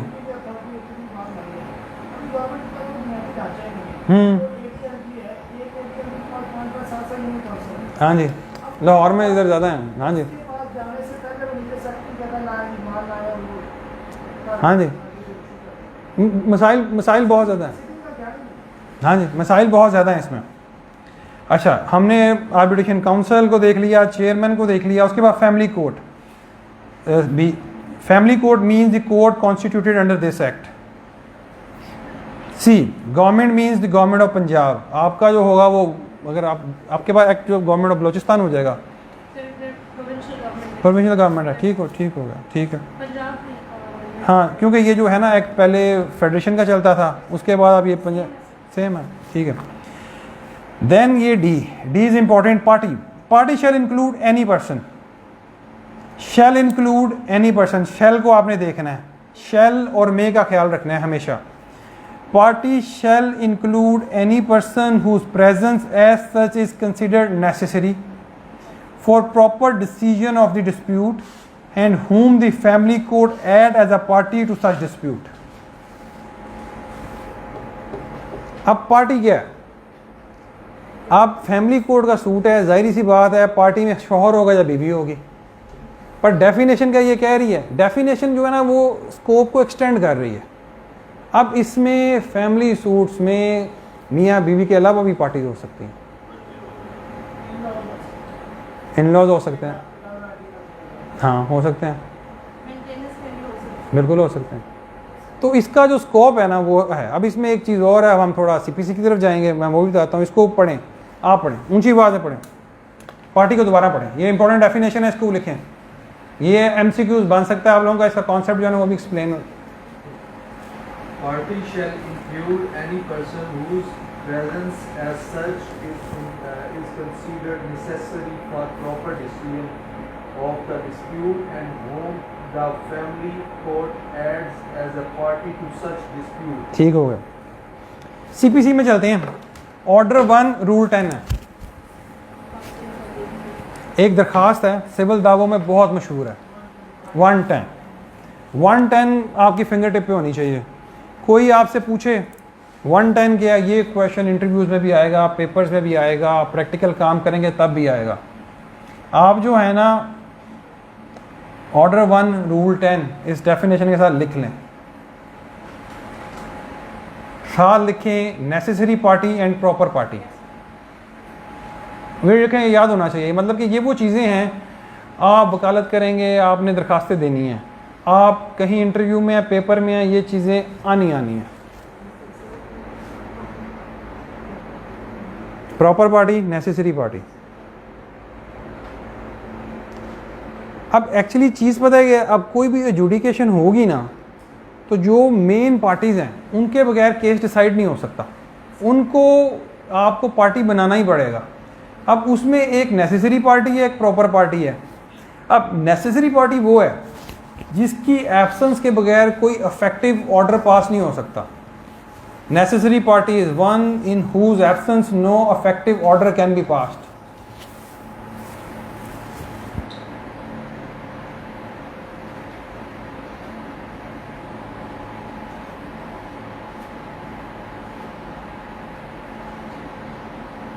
प्रॉपर पार्टी, जब हम सीपीसी करेंगे ना हम इसको इन डिटेल में देखेंगे भी, पर जनरल आपके लिए ये आप लोगों को पता होना चाहिए। प्रॉपर पार्टी, नेसेसरी पार्टी, ये मतलब कि वो चीज़ें जो फिंगर टिप्स पे होनी चाहिए। कोई पूछे ठाक करके रूल 110 में है, proper party effective order can be passed but whose presence is necessary for complete and final decision of the question involve in the proceedings. मतलब प्रॉपर पार्टी वो है, इफेक्टिव ऑर्डर तो कोर्ट पास कर देगी, पर court को जब वो ऑर्डर इंप्लीमेंट करना होगा ना तो उसकी प्रेजेंस का होना ज़रूरी है। जो आप रिलीफ लेना चाह रहे हैं वो मिल नहीं सकता जब तक आप ये दोनों काम कर नहीं लेते। हाँ ऐसा ही है। अब नेसेसरी पार्टी भी है, प्रॉपर पार्टी भी है। अब इसमें सपोज करें, मैं आपको एग्जांपल देता हूँ टेनेंसी के सूट का। सूट चल रहा है, आप देखें कि ये जो है ना आपका टेनेंट है, आप जो टेनेंसी का सूट होगा, एक लैंडलॉर्ड होगा और एक टेनेंट होगा। देखें ना, लैंडलॉर्ड आ गया और ये टेनेंट आ गया, दोनों पार्टीज को बना दिया आपने। अब सपोज करें टेनेंसी एग्रीमेंट में सब लेट की प्रोविजन थी और इसने सब टेनेंट को दे दिया, ठीक हो गया। ऐसा हो जाता है, ये क्लियर है आप लोगों को ये चीज़। आपने किराएदार को दिया हुआ है, उसने आगे किराएदारी पे दे दिया। ये अगर आपके टेनेंसी एग्रीमेंट में ये प्रोविजन हो ना तो ये इट्स अ लीगल प्रोपोजिशन। इन दोनों का डिस्प्यूट था, ये दोनों पार्टीज बन गए। ये दोनों जो है सपोज लैंडलॉर्ड ने केस किया टेनेंट के ऊपर, टेनेंट जो है वो नेसेसरी पार्टी है, इसके बगैर कुछ भी नहीं हो सकता, कोई इफेक्टिव ऑर्डर पास नहीं हो सकता। पर हमने सब टेनेंट को पार्टी नहीं बनाया। अब कोर्ट ऑर्डर करती है एविक्शन का, हाँ भाई ये निकाल दिया जाए, तो निकालना तो इसको है, तो हमें से पार्टी बनाना चाहिए था ना, हमने नहीं बनाया। ये है प्रॉपर पार्टी। हाँ हाँ, अब हम 110 की एप्लीकेशन देंगे फैसले से पहले, मोस्ट प्रोबेबली जब हमें आइडिया हो जाएगा कि इसको पार्टी बनाया जाए। फिर जब कोर्ट ऑर्डर करेगी तो फिर वो इन्फोर्स होगा, जब उसको इन्फोर्स करना होगा तो हो जाएगा। इसको आपने लिखना है, एग्जाम्पल को लिख लें, ताकि वो है ना बन जाता है, कहते हैं आइडिया रह जाता है। सर इसमें मेरा एक क्वेश्चन और भी जी है। जी सर जिस तरह बैंक लीज होती है, हाँ जी कार्स होगी लीज जी। होगी, अब वो जो बंदा उसको लीज को लेता है ना, वो आगे सेल आउट कर देता है। तो अगर कोई प्रॉब्लम हो रही, थर्ड पार्टी के पास चला गया। अब बैंक के रूल्स एंड रेगुलेशन भी ये होते हैं कि वो थर्ड पार्टी से उसका कुछ लेना देना नहीं, जिसको उसने दी होगी मेन वो। अब थर्ड पार्टी की चोरी हो जाती है, कोई मसला हो जाता है, तो अब थर्ड पार्टी डायरेक्ट बैंक के अगेंस्ट नहीं जा सकती, ऐसा ही है। क्योंकि मामला फर्स्ट पार्टी का और बैंक का था। जी, तो जी। कभी भी इंटरटेन नहीं हो सकता किसी भी फॉरम के ऊपर। ऐसा ही अब है। वो सेकंड जो फर्स्ट पार्टी थी जिसने बैंक से लिया हुआ था, अगर वो जाती है तो वो इंटरटेन हो सकता है मामला, अदरवाइज इंटरटेन नहीं होगा। बैंक के खातों में वो बना पारे और उसकी रकम भी गई। इस तरह से ये डायरेक्ट पार्टी इसका होना प्रॉपर और मुनासिब बहुत ज़रूरी है, बहुत ज़रूरी है। इस तरह ही ना एक केस लॉ है, मैं वो प्रोपोजिशन है, टाइम देख लें आप लोगों को, इंटरेस्टिंग प्रोपोजिशन है उस केस लॉज में, तो उसको डिस्कस करते हैं। ऐसा हुआ, ये केस लॉ है, साइटेशन अगर आप लोगों ने लिखनी है तो लिख लें, PLD 2020 supreme court 269, 2020। PLD 2020 supreme court को आप लिखें SC, देखें इसको आप लिखेंगे PLD 2020 SC 269, ये पेज नंबर होगा, ये ईयर होगा, ये कोड बता रही है, और वो PLD पाकिस्तान। अब PLD के डिफरेंट मैगजीन्स होते हैं, तो आप लोगों को आइडिया होगा जब उनको करेंगे डिस्कस। मैं आपको ये इस जजमेंट में ऐसा हुआ, अब जो है ना आप लोगों ने निकाहनामा देखा होगा, निकाहनामे का जो इंपॉर्टेंट कॉलम है 13, 14, 15, 16 जो हक महर से रिलेटेड है। अब हक महर के कॉलम में ये लिखा हुआ था कि जो शोहर है ना, वो एक घर अपनी बीवी को हक महर में दे रहे हैं, और वो डेफर्ड था। अब 16 साल उनकी शादी रही, और बाद में खातून ने केस कर दिया कि जी मुझे मेरा हक महर दिया जाए। और वो जो घर उन्होंने उसमें लिखा हुआ था, वो था उस शोहर की वालदा का। ठीक हो गया। अब उनकी डिवोर्स होती है, खातून केस कर देती हैं अपनी सास के ऊपर, अब वो एक्स सास हो गई, और वो कहती हैं कि जनाब ये लिखा हुआ था इसमें, तो मुझे घर दिया जाए। तो अब इसमें कोर्ट क्या करेगी, आपको क्या लगता है? वो अलग बात है, वो नेसेसरी पार्टी है, पर अब निकाहनामा में लिखा गया हुआ है कि ये वाला घर देंगे, उसकी स्पेसिफिकेशंस भी लिखी हुई हैं, पर वो घर मलकियत है सास के, शौहर के नहीं है।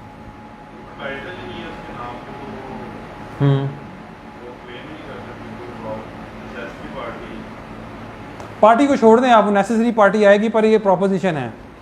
अब इस प्रोपोजिशन में एक बड़ा टेक्निकल पॉइंट है, टाइटल खातून का है जो सास का है। सास ने कोई कमिटमेंट नहीं दी थी कि मैं ये घर दूंगी, ऑब्वियसली तो वो नहीं देंगी, कोर्ट ने डिसाइड यही किया, पर उस खातून ने शौहर को पार्टी नहीं बनाया हुआ था, और वो ये जो सूट था, ये सूट फॉर डॉवर था, हक महर लेने के लिए। तो कोर्ट ने उसमें यह हेल्ड किया कि आपकी जो नेसेसरी पार्टी है वो मिसिंग है, जो शौहर एक्स आपके हस्बैंड होने चाहिए थे, तो आप उसके लिए दूसरा दावा करें और फिर अपना मांगें, और आप जो चीज़ मांग रही हैं अपनी एक्स सास से, वो आप एलिजिबल नहीं हैं। अच्छा, अब इसमें एक ट्विस्ट है, और भी केस लॉज इसमें हैं। अगर ये लिखा हो कि ये प्रोपोजिशन मैं चेंज कर रहा हूँ कि एक घर है, वो खातून को हक महर में दिया जाएगा और वो लड़के के बाप का है, तो क्या फिर खातून को वो घर मिलेगा अगर वो बाद में जाती हैं केस में, कि नहीं मिलेगा? सर मिलेगा। वजह सर जितना उसका है अपने शौहर को जो उसके इनहेरिटेंस उसका हिस्सा जो होगा उसमें से शौहर वो जिंदा हैं, उनके जो ससुर हैं वो जिंदा हैं, फिर सर उसमें ये कि मैरिज बेसिकली एक कॉन्ट्रैक्ट है। जब ये कॉन्ट्रैक्ट हो रहा था उस वक्त बिलिंग के साथ उनकी प्रेजेंस की मौजूदगी में ये एक एग्रीमेंट एग्जीक्यूट हुआ था, ठीक है।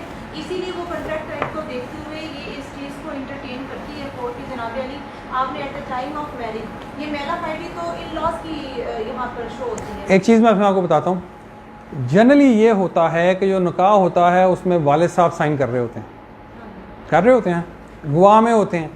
अब निकाह भी उनकी प्रेजेंस में हो रहा होता है। अगर कोर्ट में ये प्रूव कर दिया जाए कि जब ये कंडीशन वहाँ लिखी जा रही थी और वो मौजूद थे और उनकी साइन भी थे, तो फिर सिचुएशन बदल जाएगी। जी सर, वो भी इंटरटेन हो जाएगी।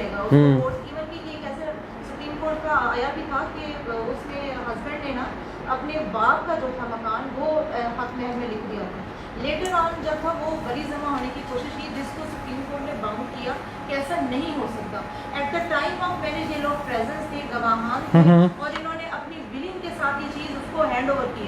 अब आप इसका ये फायदा नहीं ले सकते कि मेरे नाम ये था, मेरे बाप के नाम है, बाप बीच में पार्टी आके भी मेरा कोई लेना देना नहीं, ये तो डावर का मामला और मियाँ बीवी का मामला है। इसमें कोर्ट ने उसको बाउंड किया कि नहीं ऐसा नहीं, ये कॉन्ट्रैक्ट है और प्रेजेंस विटनेसेस की मौजूदगी में, तो इसलिए सर इसमें होता ये है कि इस तरह के केसेस में ना एक छोटा सा फैक्चुअल चीज़ होगी जो पूरे के पूरी जो है ना आपकी प्रोपोजिशन चेंज कर देती है और डिसीजन चेंज हो जाता है। तो जो मिन्यूटली फैक्ट्स हैं ना उनको बड़े गौर से देखना पड़ता है। अच्छा, अब ये हो गया प्रॉपर पार्टी का, नेसेसरी पार्टी का। अब जो पार्टी को वो यहाँ डिफाइन कर रहा है ना, उसमें कोर्ट को आप दरख्वास्त भी दे सकते हैं कि किसी को आपने पार्टी बनाना है, या कोर्ट अपने सुओ मोटो या खुद भी कर सकती है। अब पार्टी की डेफिनेशन में सिर्फ हस्बैंड एंड वाइफ नहीं है, इसका वाइडर कॉन्टेक्स्ट है। वो डिफरेंट प्रोपोजिशंस जिस केस की आएंगे उसकी अकॉर्डिंगली कोई भी पार्टी बन सकती है। या जैसे कोई केसेस डिफरेंट है, चलें इसको देखते हैं। अब आगे चलते हैं। Prescribed mean prescribed by the rules and under this act. F schedule mean schedule appended to this act. अच्छा, ये अब स्केड्यूल क्या है? शेड्यूल कह लें, स्केड्यूल कह लें, it's a pronunciation American and English system. Her act की या कुछ एक्ट्स के ना एंड पे उन्होंने स्केड्यूल दिया होता है और चीज़ों को एक्सप्लेन किया होता है। अब इस फैमिली कोर्ट एक्ट के ना 2 स्केड्यूल्स हैं। जो स्केड्यूल 1 है उसमें जुरिस्डिक्शन है, कौन कौन से केसेस हो सकते हैं, और दूसरे वाले में हम एक सेक्शन में पढ़ेंगे, उसमें उन्होंने क्रिमिनल जो जुरिस्डिक्शन है फैमिली कोर्ट की उसके हवाले से ऑफेंसेस मेंशन किए हुए हैं। वो ऑफेंसेस जो है फैमिली कोर्ट ट्राई कर सकती है। ये आगे भी देखेंगे। इस स्केड्यूल को मेरे ख्याल से हम बाद में देखते हैं, अभी आगे चलते हैं। Union council mean the union council, municipal committee, cantonment board, union administration in absence of any of these local governments in local area, any other comparable body or authorised authority constituted under the law relating to the local governments and local authorities. अब आप लाहौर की एक example लें, यहाँ पे cantonment का area है, cantonment board अलग है, बाकी जो यूनियन काउंसिल्स हैं वो अलग हैं। डिफरेंट सिटीज़ में, डिफरेंट प्रोविंसेस में गवर्नमेंट ने बाय नोटिफिकेशन या डिफरेंट एरियाज़ को डिवाइड किया हुआ है, तो ये उसके हवाले से यूनियन काउंसिल होगी। Establishment of family court, okay नहीं, अभी ये है as 2 words and expression used in this act but not herein defined shall have the meaning respectively assigned to them in the code of civil procedure। अब कोई भी words हैं, जैसे हमने necessary and proper party use किया, party को use किया, हम डिक्री का वर्ड यहाँ पढ़ेंगे, हम यहाँ पे प्लेन का वर्ड पढ़ेंगे, रिटन स्टेटमेंट का वर्ड पढ़ेंगे, और वो टर्मिनोलॉजीज़ जो सिविल CPC में डिफाइंड हैं हम उसका वही मतलब लेंगे। पर इसमें एक चीज़ आपने याद रखनी है, आगे सेक्शन भी इसका है कि कोड ऑफ सिविल प्रोसीजर और QSO कानून शहादत ऑर्डर फैमिली प्रोसीडिंग पर अप्लाई नहीं करता। ये जनरल रूल है, जनरल बात है, पर इसकी बहुत सारी जो है ना एक्सेप्शंस नहीं है, इसकी एक्सप्लेनेशंस हैं जो कोर्ट की जजमेंट्स में हैं। ये बात आप लोगों ने याद रखनी है। जो गाइडिंग प्रिंसिपल्स हैं ना, जब भी ज़रूरत पड़ेगी वो हम CPC से लेंगे और QSO से लेंगे, पर उनकी जो प्रोविजन है ना वो स्ट्रिक्टली जो है वो अप्लाई नहीं करेंगी। वो मैं अब आपको एग्जांपल दे सकता हूँ, पर वो ना थोड़ा कॉम्प्लिकेट कर जाएगा अभी इस लेवल पे। हम आगे जाके ना उनको देखेंगे कि QSO की कौन कौन सी चीज़ें हैं जिनके ऊपर जो है ना हम इसको जनरली लेंगे और उसको हम अप्लाई कर सकते हैं फैमिली लॉ में, और नहीं। और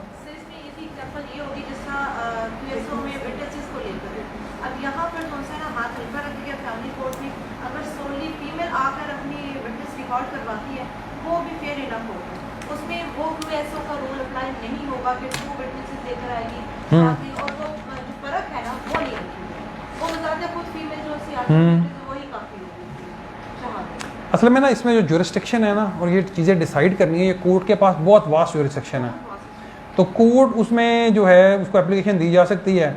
अब डिपेंड करता है कि उसकी जो एक स्टेटमेंट है या वो एज ए विटनेस खातून खुद आ रही हैं, उसकी किस तरह की वो स्टेटमेंट है, उसके बाद दूसरी पार्टी दरख्वास्त दे के और भी विटनेसेस बुला सकती है, पर वो कोर्ट अलाउ नहीं करती। ये situation to situation, case to case vary करता है।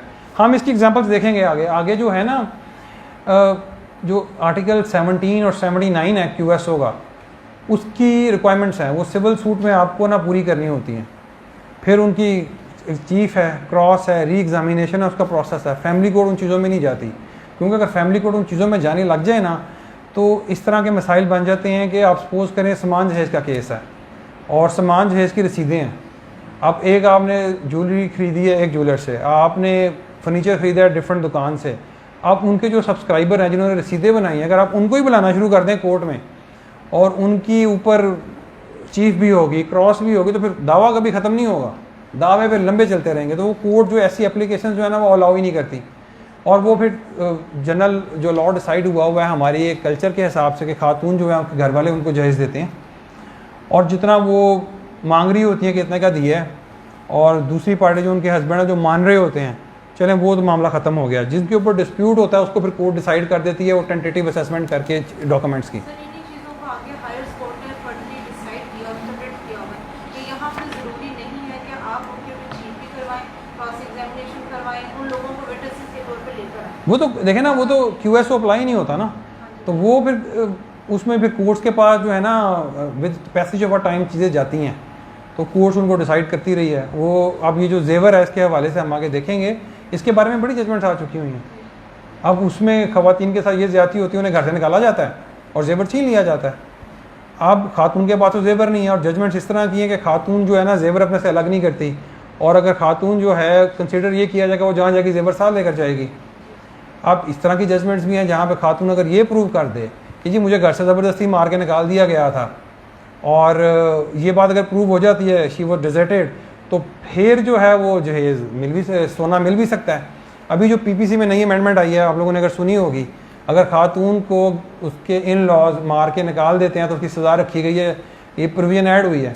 ये हाँ, ये इसी वजह से ऐड हुई है। ख़वातीन के साथ ये ज़्यादती होती थी, उसको घर से निकाल देते थे। सबसे कीमती चीज़ सोना ही होता है, सोना रख लिया, अब उसको निकाल लिया, वो अपने माँ बाप के घर गई है, तो वो फ़ौरन पुलिस स्टेशन तो जाएंगे नहीं।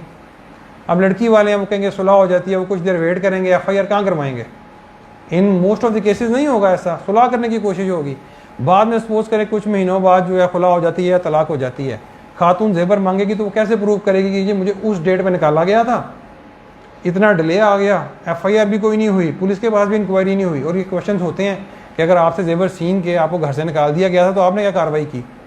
तो अब उन्होंने PPC में प्रोविजन इसी वजह से डाली है कि फिर ख़वातीन जो हैं अपने पूरे हस्बैंड और इन लॉज के अगेंस्ट जो FIR करवा सकती हैं। आगे चलते हैं जी। Establishment of family courts. Government shall establish one or more family courts in each district or at such place or places as it may deem necessary and appoint judge for each such court, provided at least one family court in each district shall be presided over by a woman judge to be appointed within a period of 6 months or within such period as government may extend. 2 कर लें इसको call, अच्छा इधर आ रही है call. Sub clause 2, a woman may appoint for more than one district. In such cases, the woman judge may sit for the disposal of the case at such place or places in either district as the government may specify. 3. Government shall, in consultation with the High Court, appoint as many woman judges as may be necessary for the purpose of subsection 1. अब इसकी जो main है ना, अगर आप देखेंगे, आप चले जाएँ 64 में, ये 2025 है, शायद 64 में ख़वातीन जजेस बहुत थोड़ी होती होंगी, अभी काफ़ी हो गई हैं ख़वातीन, प्रैक्टिस में भी आपको नज़र आती हैं। तो उन्होंने ये प्रोविजन इस वजह से रखी थी हर डिस्ट्रिक्ट में एक खातून एटलीस्ट होनी चाहिए जो प्रिजाइड करेगी। और अभी भी ख़ास ख्याल रखा जाता है डिस्ट्रिक्ट जज की तरफ से कि ख़वातीन को फैमिली जज ज़रूर अपॉइंट किया जाए, क्योंकि ख़वातीन बेहतर तरीके से वो बहुत सारे मामला जो फैमिली के हैं वो समझती हैं। तो बहुत सारी ख़वातीन जो अब आप जाएंगे ना सिविल कोर्ट में तो वो ये काम कर रही हैं। अब क्वालिफिकेशन ऑफ अ जज, कौन सा जज है जो सिविल जज को फैमिली कोर्ट को प्रिजाइड कर सकता है, इस सेक्शन को भी आपको याद होना चाहिए, ये इंपॉर्टेंट है, इससे MCQ वगैरह कोई चीज़ बन सकती है। डिस्ट्रिक्ट जज, एडिशनल सेशन जज, सिविल जज, और फिर चौथी उन्होंने कैटेगरी लिखी हुई है दस्तारुल अमल दीवान, ये कलात की जो रियासत है उनके लॉज हैं उनके अकॉर्डिंगली है। अब मुझे आप लोग ये बताएं कि डिस्ट्रिक्ट जज, एडिशनल सेशन जज और सिविल जज, इन तीनों का डिफरेंस आपको पता है, बताएं।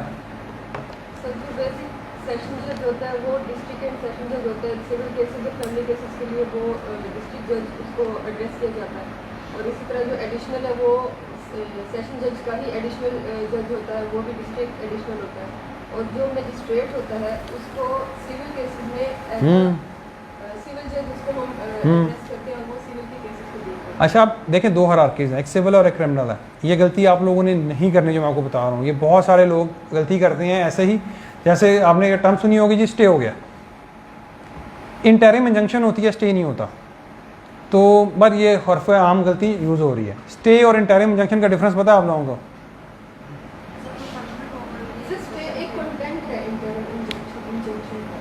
नहीं, मैं बताता हूँ आपको। देखिए, इंटरिम इंजंक्शन वो है जो ऑर्डर 39 रूल 1 एंड 2 में है, स्पेसिफिक रिलीफ एक्ट में सेक्शन 55 से ऑनवर्ड्स हैं।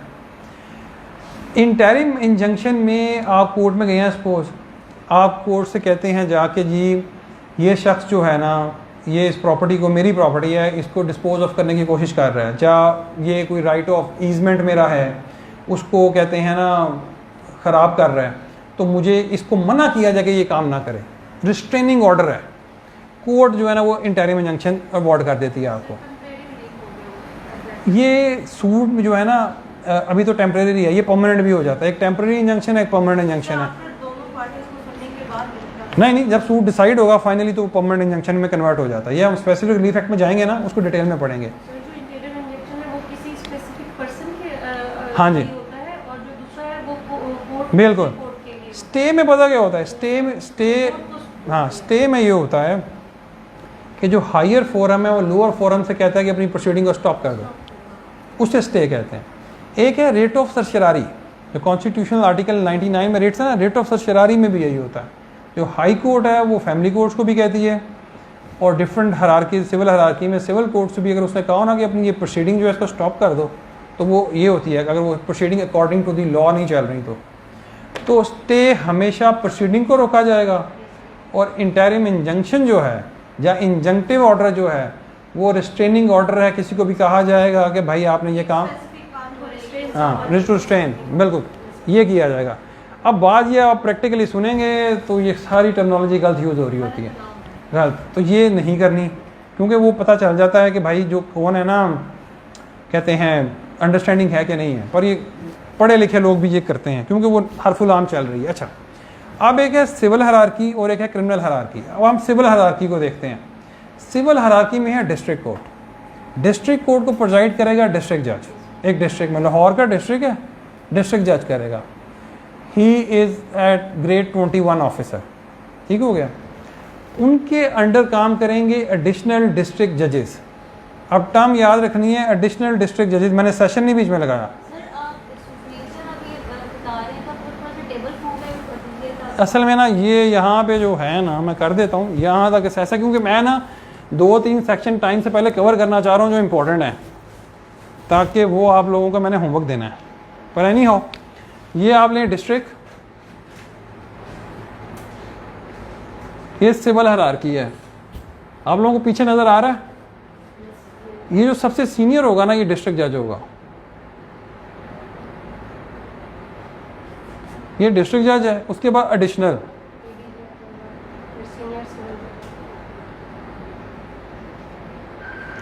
अब इसके बाद जो है ना, ये डिस्ट्रिक्ट कोर्ट यहाँ पे ख़त्म है। डिस्ट्रिक्ट कोर्ट में ये 2 ही जजेस हैं। अब हमारे पास आ जाता है सिविल कोर्ट। अब सिविल जज जो है ना, अब सिविल जज 3rd है, 2 है, सिविल जज 1st क्लास है, देन सीनियर सिविल जज। ये जो सारी, अब आप ये पूछ सकते हैं ये कहाँ पे लिखा हुआ है? ये सिविल कोर्ट ऑर्डिनेंस है 1962 का, उसमें लिखा हुआ है। वो मेरे ख्याल से पहले सिलेबस का पार्ट था, अब नहीं है आप लोगों के पार्ट, आप लोगों के सिलेबस का नहीं है। एडिशनल में ये है। इनकी पेक्यूनरी ज्यूरिसडिक्शन भी है और इनकी टेरिटोरियल ज्यूरिसडिक्शन भी है। अब जो सबसे पहले जब सपोज करें आप लोग सिविल जज बनेंगे ना, तो आप लोगों के पास चार्ज होगा सिविल जज 3rd क्लास का। देन आपकी फिर प्रमोशन होगी 2 में, 1st में सिविल जज, फिर एडिशनल, फिर डिस्ट्रिक्ट जज। अब इसी तरह जो है क्रिमिनल हायरार्की है। अब यहाँ पे जो है ना सेशन है, सेशन जजेस हैं। ये डिस्ट्रिक्ट जज है, ये यहाँ पे आ जाएगा सेशन जज। यहाँ पे है एडिशनल डिस्ट्रिक्ट जज, एडिशनल सेशन जज। यहाँ पे सिविल जजेस हैं, यहाँ पे आ जाएगा magistrate 3rd class, magistrate 2nd class, magistrate 1st class. अब ये जो सेशन की हायरार्की है क्रिमिनल की, ये CRPC में लिखी हुई है, और CRPC के इनिशियल सेक्शन जब आपकी क्लास हो गई है उसकी, तो उसमें आप लोगों ने पढ़ना है, आप लोग पढ़ लेंगे। अब गलती आप लोगों ने जो नहीं करनी, जब आप लोग सिविल की बात करेंगे ना, तो आपने डिस्ट्रिक्ट जज कहना है, सिविल में डिस्ट्रिक्ट आता है और क्रिमिनल में सेशन आता है, ये इसकी गलती नहीं करनी। अब देखें ना, आप सपोज करें मैं कोई चीज़ पूछ रहा हूँ, अगर मैंने डिस्ट्रिक्ट का वर्ड यूज़ किया तो सुनने वाला पहुँच जाएगा भाई ये सिविल लॉ की बात कर रहा है। अब होता पता है क्या है, असल में ये मिक्स क्यों होता है, वो इस वजह से होता है कि हमारे यहाँ एक ही शख्स डिस्ट्रिक्ट एंड सेशन जज है, एक ही शख्स जो है वो सिविल जज 1st क्लास है और मजिस्ट्रेट 1st क्लास भी है। ऐसे सिनेरियोज हैं, लाहौर में नहीं है, दूसरे डिस्ट्रिक्ट्स में हैं, क्योंकि लाहौर में काम बहुत ज़्यादा है। तो इस तरह ना मजिस्ट्रेट एम्पावर्ड अंडर सेक्शन 30 भी है, 1st क्लास जो है उसको सेक्शन 30 की पावर्स दी होती हैं। तो ये इसकी हायरार्की है। चलें, ये मतलब कि मैं आपको बता रहा हूँ, आपने ये गलती नहीं करनी, इंजंक्शन की, स्टे की, और ये हायरार्कीज जो हैं इसकी। हम जजेस हो गया, क्वालिफिकेशन ऑफ जजेस आ गया, ये इंपॉर्टेंट है, आपको पता होना चाहिए कौन कौन से जजेस फैमिली कोर्ट के जजेस बन सकते हैं, MCQ इससे आ सकता है। Jurisdiction, subject to the provision of the Muslim Family Ordinance 1961 and the Conciliation Court Ordinance 1961, the family court shall have exclusive jurisdiction। इसमें आपने word shall have exclusive jurisdiction।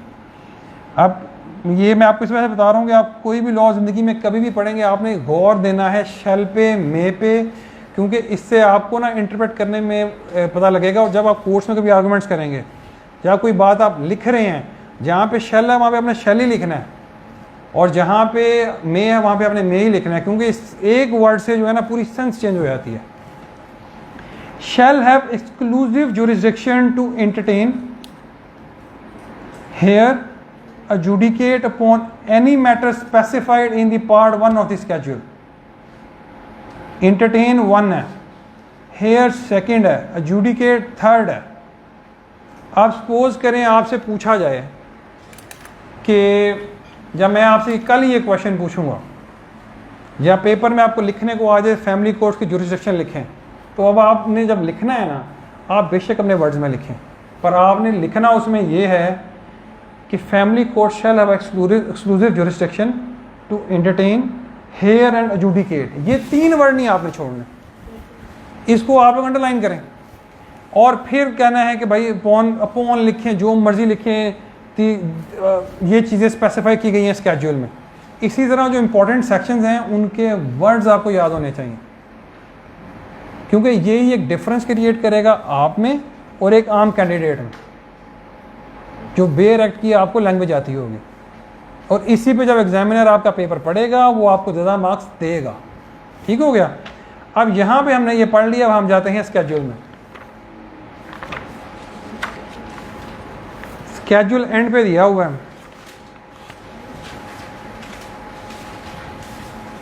पहुँच गए आप लोग स्केड्यूल पे।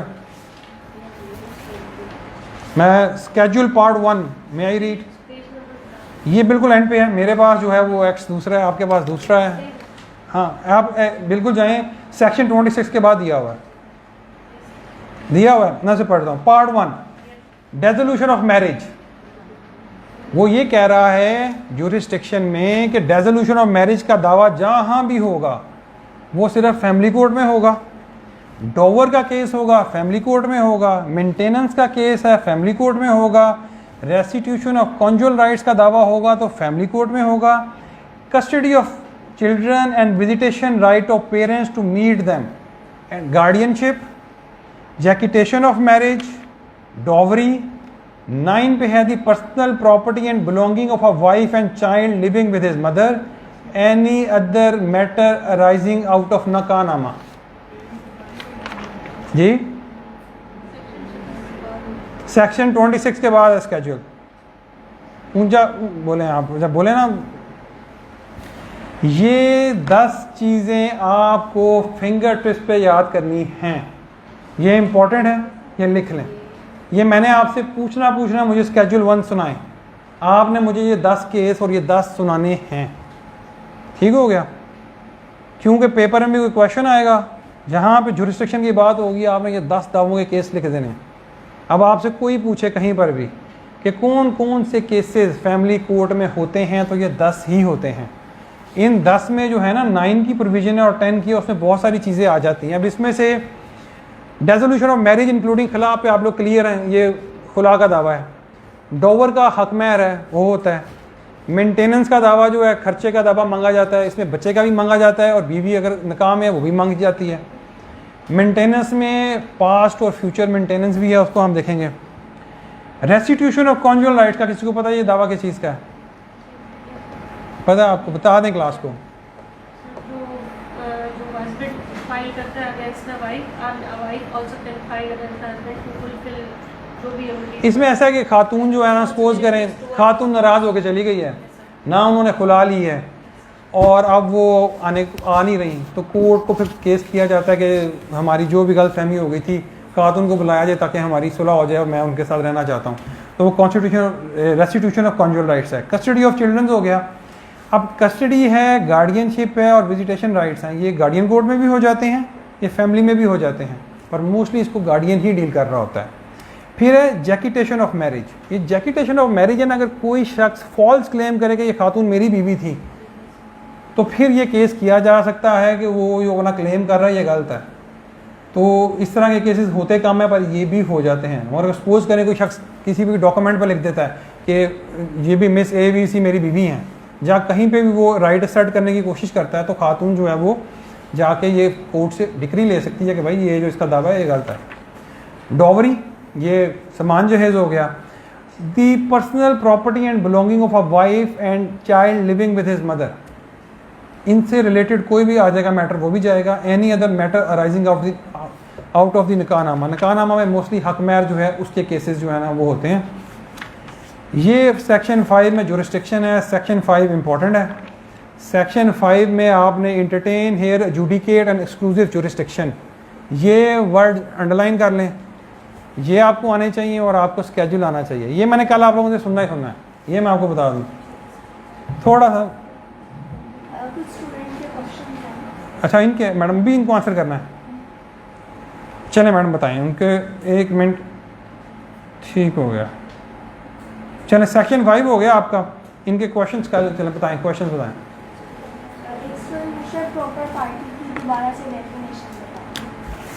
अच्छा, कितने क्वेश्चन हैं इनके पास? जब मैं एक दफ़ा ही ले लूँगा, बताता हूँ साथ साथ। एक ही है और एक और है। अच्छा, ये स्टूडेंट का नाम क्या है? आमना। ओके आमना बेटा, ये देखें नेसेसरी पार्टी जो है ना वो पार्टी है, अगर कोई भी वो पार्टी अगर नहीं है ना तो अफेक्टिव ऑर्डर कोर्ट पास ही नहीं कर सकती। अब मैंने इसकी एग्जांपल दी थी, मैं इसकी एग्जांपल दोबारा आपको देता हूँ। अब उसको मैंने रब कर दिया हुआ है। मैंने बताया था कि टेनेंसी का सूट है। अब जो है ना लैंडलॉर्ड है, जो मालिक मकान है ना, मालिक मकान ने सूट है टेनेंट के साथ जो किराएदार है। अब जो किरायादार है ना, किरायादार ने मकान को सबलेट किया हुआ है। सबलेट का मतलब ये है कि जो टेनेंट है ना, जो किराएदार है, उसने किसी और शख्स को वो दे दिया, कहते हैं मकान। अब लैंडलॉर्ड का और टेनेंट का आपस में कोई भी डिस्प्यूट हुआ ना, तो उसने केस में जाके कोर्ट केस फाइल कर दिया। अच्छा, ये नेसेसरी पार्टी का पूछ रही हैं। इसमें जो है ना टेनेंट जो है, अब लैंडलॉर्ड ने जो असर्ट करना है ना इसमें, इस केस में, वो उसने टेनेंट को करना है। अगर वो टेनेंट को पार्टी नहीं बनाता तो कोर्ट कोई इफेक्टिव ऑर्डर पास ही नहीं कर सकेगी, क्योंकि उसने जिससे रिलीफ क्लेम करना है या जिसके खिलाफ उसका दावा है, उसको अगर आप पार्टी नहीं बनाओगे ना तो आप इफेक्टिव ऑर्डर कोई पास ही नहीं कर सकते। तो ये जो है ना नेसेसरी पार्टी है। आप सपोज करें कि उसने सबलेट कर दिया हुआ था ना सब टेनेंट को, तो वो होगी इसमें एक प्रॉपर पार्टी। अगर आपको समझ आ गई है ना तो आप इनको मैसेज करके बता दें। दूसरा क्वेश्चन मुझे आप बताएं। ज़ोबिया का क्वेश्चन है कि सर आपने कहा है कि जो आंसर है वो पॉइंट टू पॉइंट लिखने हैं, तो किस तरह स्टार्ट करने हैं और कौन सी मेन हेडिंग होनी चाहिए और मैक्सिमम कितना करेंगे? ज़ोबिया, इसमें ऐसा है कि आपकी ना बेरट पे कमांड होनी चाहिए। जैसे मैंने अभी सेक्शन 5 पढ़ा है ना, मैंने आपको बताया कि ये 3 वर्ड्स हैं और एक्सक्लूसिव जुरिस्डिक्शन है और शेल का वर्ड है। आप जिस मर्जी वर्ड्स में लिखें, आपने ये लिखना है। अब आपके स्केड्यूल में जो है ना वो 10 वो कहते हैं सीधे हैं लिस्ट हुई है, वो आपको फिंगर टिप्स पे होनी चाहिए।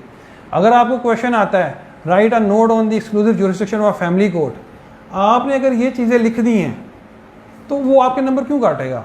बाकी अगर आप सपोज करें जितनी मर्जी हेडिंग्स बनाएं और 10 सफ़े लिख दें और ये चीज़ें नहीं लिखेंगे, वो आपको नंबर नहीं देगा। तो आपने जो टू द पॉइंट चीज़ होती है ना, वो ही मेंशन करनी पड़ती है। हम टेस्ट सेशंस भी जब जाएंगे और आपके टेस्ट होंगे, आपसे जब ऑरली भी सुना जाएगा, आप लोगों को आहिस्ता आहिस्ता खुद ही क्लियर होना शुरू हो जाएगा। हम पास पेपर भी डिस्कस करेंगे जो हो चुके हैं कि आपने कौन सी चीज़ कितने पॉइंट पे लिखनी है, तो वो जो है ना आपको इंसेंटिवाइज, आपको खुद ही आइडिया हो जाएगा। अच्छा जी, अब हम टाइम हमारा ऑलमोस्ट ख़त्म है, पर हम आगे चलते हैं। 5 मिनट्स आपसे मैं लेता हूँ ताकि आप लोगों को होमवर्क दिया जाए। क्यों, आप लोग जाना है? कहीं नहीं जाना ना, ठीक हो, चलें फिर पढ़ते हैं थोड़ा सा। क्या हुआ? पढ़ाएं कोई नहीं, क्योंकि वो फर्स्ट क्लास थी, थोड़ा हो गया, कर लेंगे इसको। अभी जो है ना, एक्चुअली मैं आप लोगों को इतना काम देना चाह रहा हूँ कि आप लोग कल, ये तो नहीं ना सिर्फ सेक्शन 5 तो छोटा सा है, जुरिस्डिक्शन है, then a place of sitting. अब प्लेस ऑफ सिटिंग ये गवर्नमेंट कहीं भी प्रिस्क्राइब करेगी, कोर्स की जहाँ पे भी जगह होगी वहाँ आपको जाना पड़ेगा, इसको ऐसा पढ़ने की जरूरत नहीं है। इंस्टीट्यूशन ऑफ सूट, ये इंपॉर्टेंट सेक्शन है। अब कोई भी दावा इंस्टीट्यूट होता है जनरली प्लेंट से होगा। आप सारे जो है ना अटेंटिव होकर सुने, ये इंपॉर्टेंट सेक्शन है, सेक्शन 7 है, ये भी फिंगर टिप पे होना चाहिए। अब आपने कोई भी दावा फाइल करना है, प्लेंट पे करेंगे, प्लेंट आप लिखेंगे। आपका जो प्रोसीजर इसका है, लाहौर के अंदर प्रोसीजर जो है, जो फैमिली कोर्ट की हायरार्की है, अगर आप ऑफिस में जाएंगे, वो प्लेंट देंगे, वो डॉक्यूमेंट्स देखेगा, हाँ भाई इसके ऊपर कोर्ट फीस लगी हुई है, कोर्ट फीस 15 रुपीज़ की है, वो अगले सेक्शन में है, वो आ जाएगा। पावर ऑफ अटर्नी लगी हुई है, इसमें जो आपका प्लेंट है, प्लेंट के साथ कुछ डॉक्यूमेंट्स लगाने होते हैं। लिस्ट ऑफ विटनेसेस ज़रूरी है। लिस्ट ऑफ विटनेसेस के साथ जो है आपका, उन्होंने जो एविडेंस, जिस्ट ऑफ एविडेंस देना है, वो आप प्लीडिंग्स में भी लिख सकते हैं, वो अलहदा भी दे सकते हैं। फिर कुछ ऐसे डॉक्यूमेंट्स हैं जिनके ऊपर आपने रिलाई करना है, वो डॉक्यूमेंट्स आपने जो हैं वो साथ लगाने हैं। अगर आपने किसी ऐसे डॉक्यूमेंट के ऊपर रिलाई करना है जो डॉक्यूमेंट आपके पास नहीं है, तो आपने लिख देना कि डॉक्यूमेंट मेरे पोजेशन में नहीं है, ये दूसरी पार्टी के पास है, पर मैं इसकी इस चीज़ों पे ना रिलाई करना चाह रहा हूँ।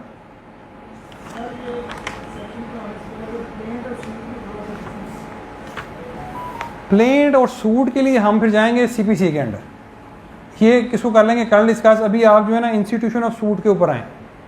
प्लेंट सूट, प्लेंट भाई इतना याद रखें, सूट जो है वो वाया प्लेंट फाइल होता है, ठीक हो गया। अब प्लीडिंग्स में जो है प्लेंट भी है, रिटन स्टेटमेंट भी है, और सूट में बहुत सारी चीज़ें आ जाती हैं। एविडेंस भी हो रहा होता है, सूट के अंदर हो रहा होता है। एप्लीकेशंस हैं, वो भी सूट के अंडर हैं। ऑर्डर्स हैं, वो भी सूट के अंदर है। Suit is a bigger terminology, plaint जो है वो एक स्मॉल टर्मिनोलॉजी है। इस सेक्शन को पढ़ते हैं, आप पढ़ें section 7। Institution of suit. Every suit before a family court shall be. शैल पे रुक जाएं, ये शैल को आपने गौर रखना है, ठीक है। शैल पढ़ें। Shall be instituted by presentation of a plaint or in such other manner and in such court as may be prescribed. ये जो है ना, in any such manner, in such court as may be prescribed, ये word और terminology जब भी आएगी, इसका मतलब है कोई रूल्स होंगे, उन रूल्स में ये बताया गया होगा।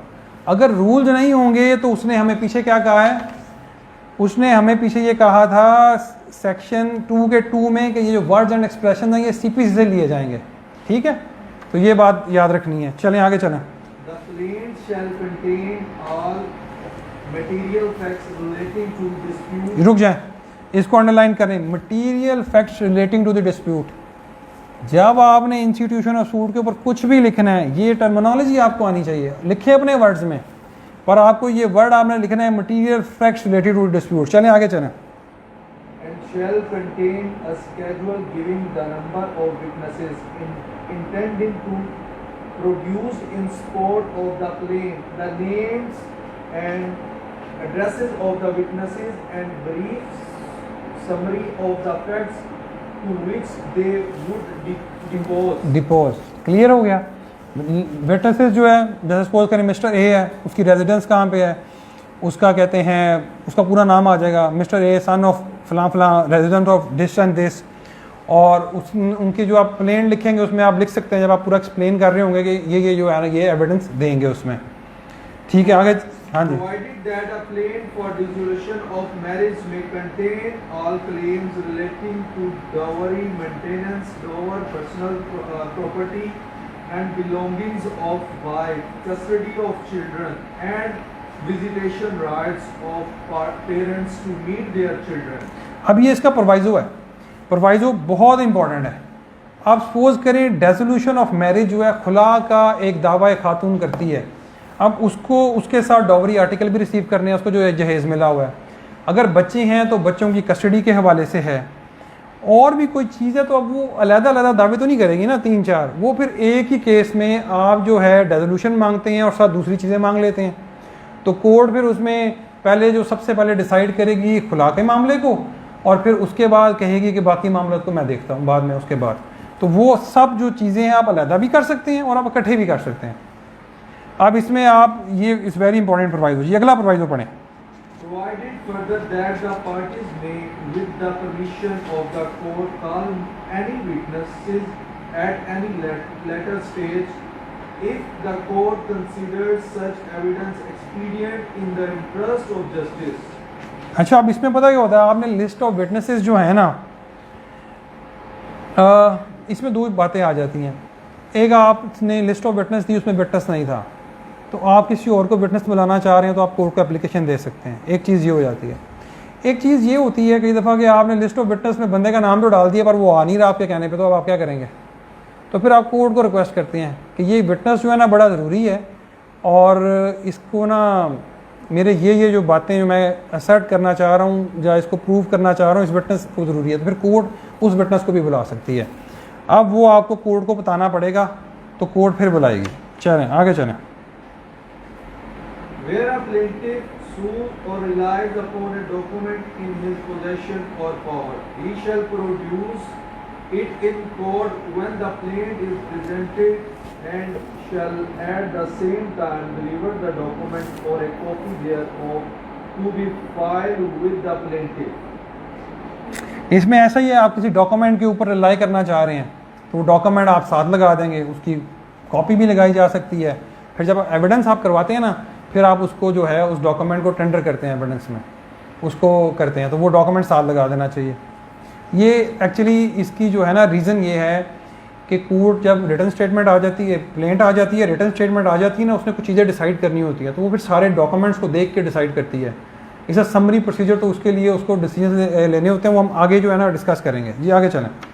Where he relies on any other document not in his possession or power as evidence in support of his claim, he shall enter such document in a list to be appended to the plaint, giving reasons of relevancy of these documents to the claim in the plaint. The plaint shall be accompanied by as many duplicate copies thereof, including the schedule and the list of documents referred to in subsection 3, as there are defendants in the suit for service upon the defendant. ठीक है, अब ये बात आ गई, जो ऊपर उसके पास document था उसके पास, उसने साथ लगाना था, वो अब वो डॉक्यूमेंट है जो उसके पास नहीं है और वो उसको रिलाई करना चाह रहा है उसके ऊपर, तो वो उस डॉक्यूमेंट्स की डिटेल्स वगैरह मेंशन कर देगा और कोर्ट को बता देगा कि ये मेरे पोजेशन में नहीं है, ये दूसरी पार्टी के पोजेशन में है, और मैं उसके ऊपर इस तरह जो है ये मुझे मेरे मामला से रेलिवेंट इस तरह है, तो वो ये उसके बारे में लिख देगा। Next 4। The plaint shall be accompanied by as many duplicate copies thereof, including the schedule and the list of documents referred to in subsection 3, as there are defendants in the suit for service upon the defendant. अब usually इसमें होता ये है कि suit आपने institute कर दिया है और उसके बाद डिफेंडेंट्स जो हैं उनको नोटिस करवाने होते हैं। अब नोटिस करवाने होते हैं तो आप जब अपना सूट फाइल करेंगे ना, तो आप प्लेंट जो डॉक्यूमेंट्स हैं वो सब उनकी कॉपीज साथ लगा देते हैं, ताकि जब वो उनको भिजवाए जाएँ डिफेंडेंट्स को तो वो साथ उनको भेज दिए जाएँ। प्रैक्टिस में चीज़ें इतनी हार्ड एंड इस तरह फॉलो नहीं होती, कुछ दफ़ा फाइल्स में लगी होती हैं, जब वो आ जाते हैं तो उन्हें मिल जाती हैं, कुछ दफ़ा वो खुद कॉपी करवा रहे होते हैं, पर हमने चलना हुआ है जो लॉ में लिखा हुआ है, हमने वो साथ सबमिट करवानी है। ये है। अब आप लोग ये ना यहाँ पे रुक जाते हैं सेक्शन 7 पे।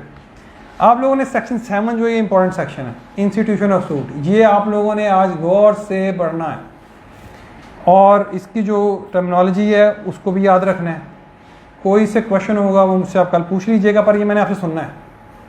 कल पहले हम सेक्शन 7 सुनेंगे वो आपसे, जुरिस्डिक्शन का सेक्शन 5 सुनूंगा, क्वालिफिकेशन ऑफ जजेस है वो सुनूंगा 4, यहाँ पे पार्टी की डेफिनेशन जो है वो ज़रूरी है, बाकी की जो चीज़ें हैं ना वो जनरली हैं। नेसेसरी पार्टी, प्रॉपर पार्टी, ये जनरल पार्टी में डिस्कस हुआ है, इसका आपको आइडिया होना चाहिए।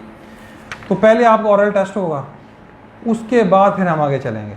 देखिए अब मेरी एक बात आपने जो है ना ये आपने याद कर लेनी है, हमने पढ़ लिया, आपको समझ आ गई, ये चीज़ें आप घर में भी पढ़ सकते थे और आप सुन भी सकते थे कहीं से भी, उसके बाद आपने किताब बंद कर देनी, फिर आपने छोड़ देना था। अब बात यह है कि इसको याद करना है और इसको मेमोरी में रिटेन करना है।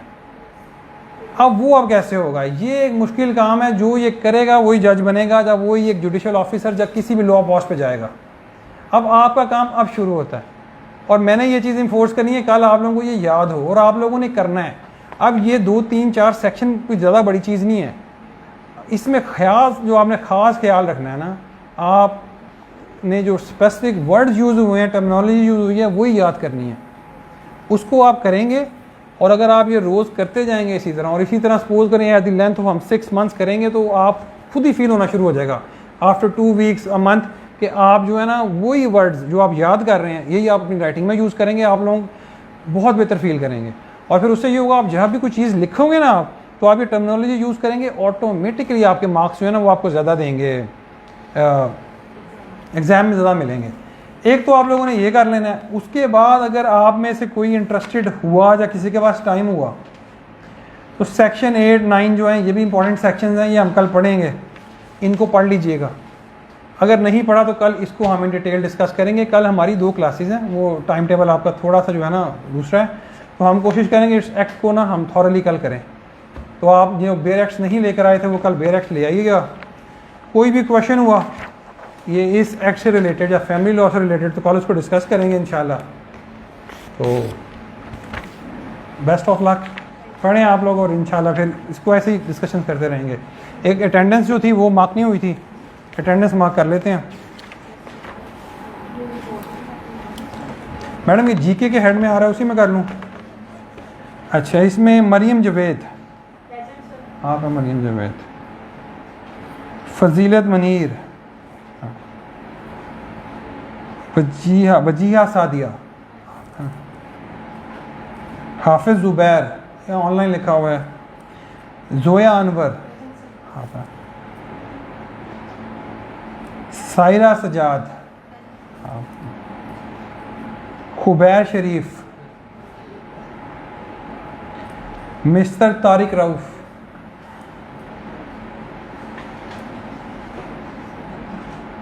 मिस्टर कुर्बान, मोहम्मद कुर्बान M. आप,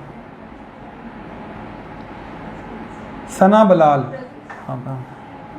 अस्मा अल्लाह देता, लारेब शाह,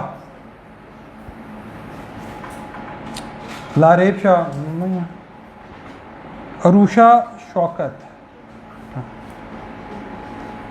शेयान कैसर,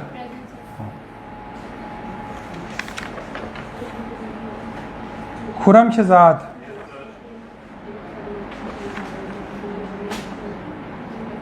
इकरा अब्बास, इकरा अब्बास नहीं है, जोबिया सलीम, ये भी नहीं, जोबिया सलीम नहीं है, हो गए।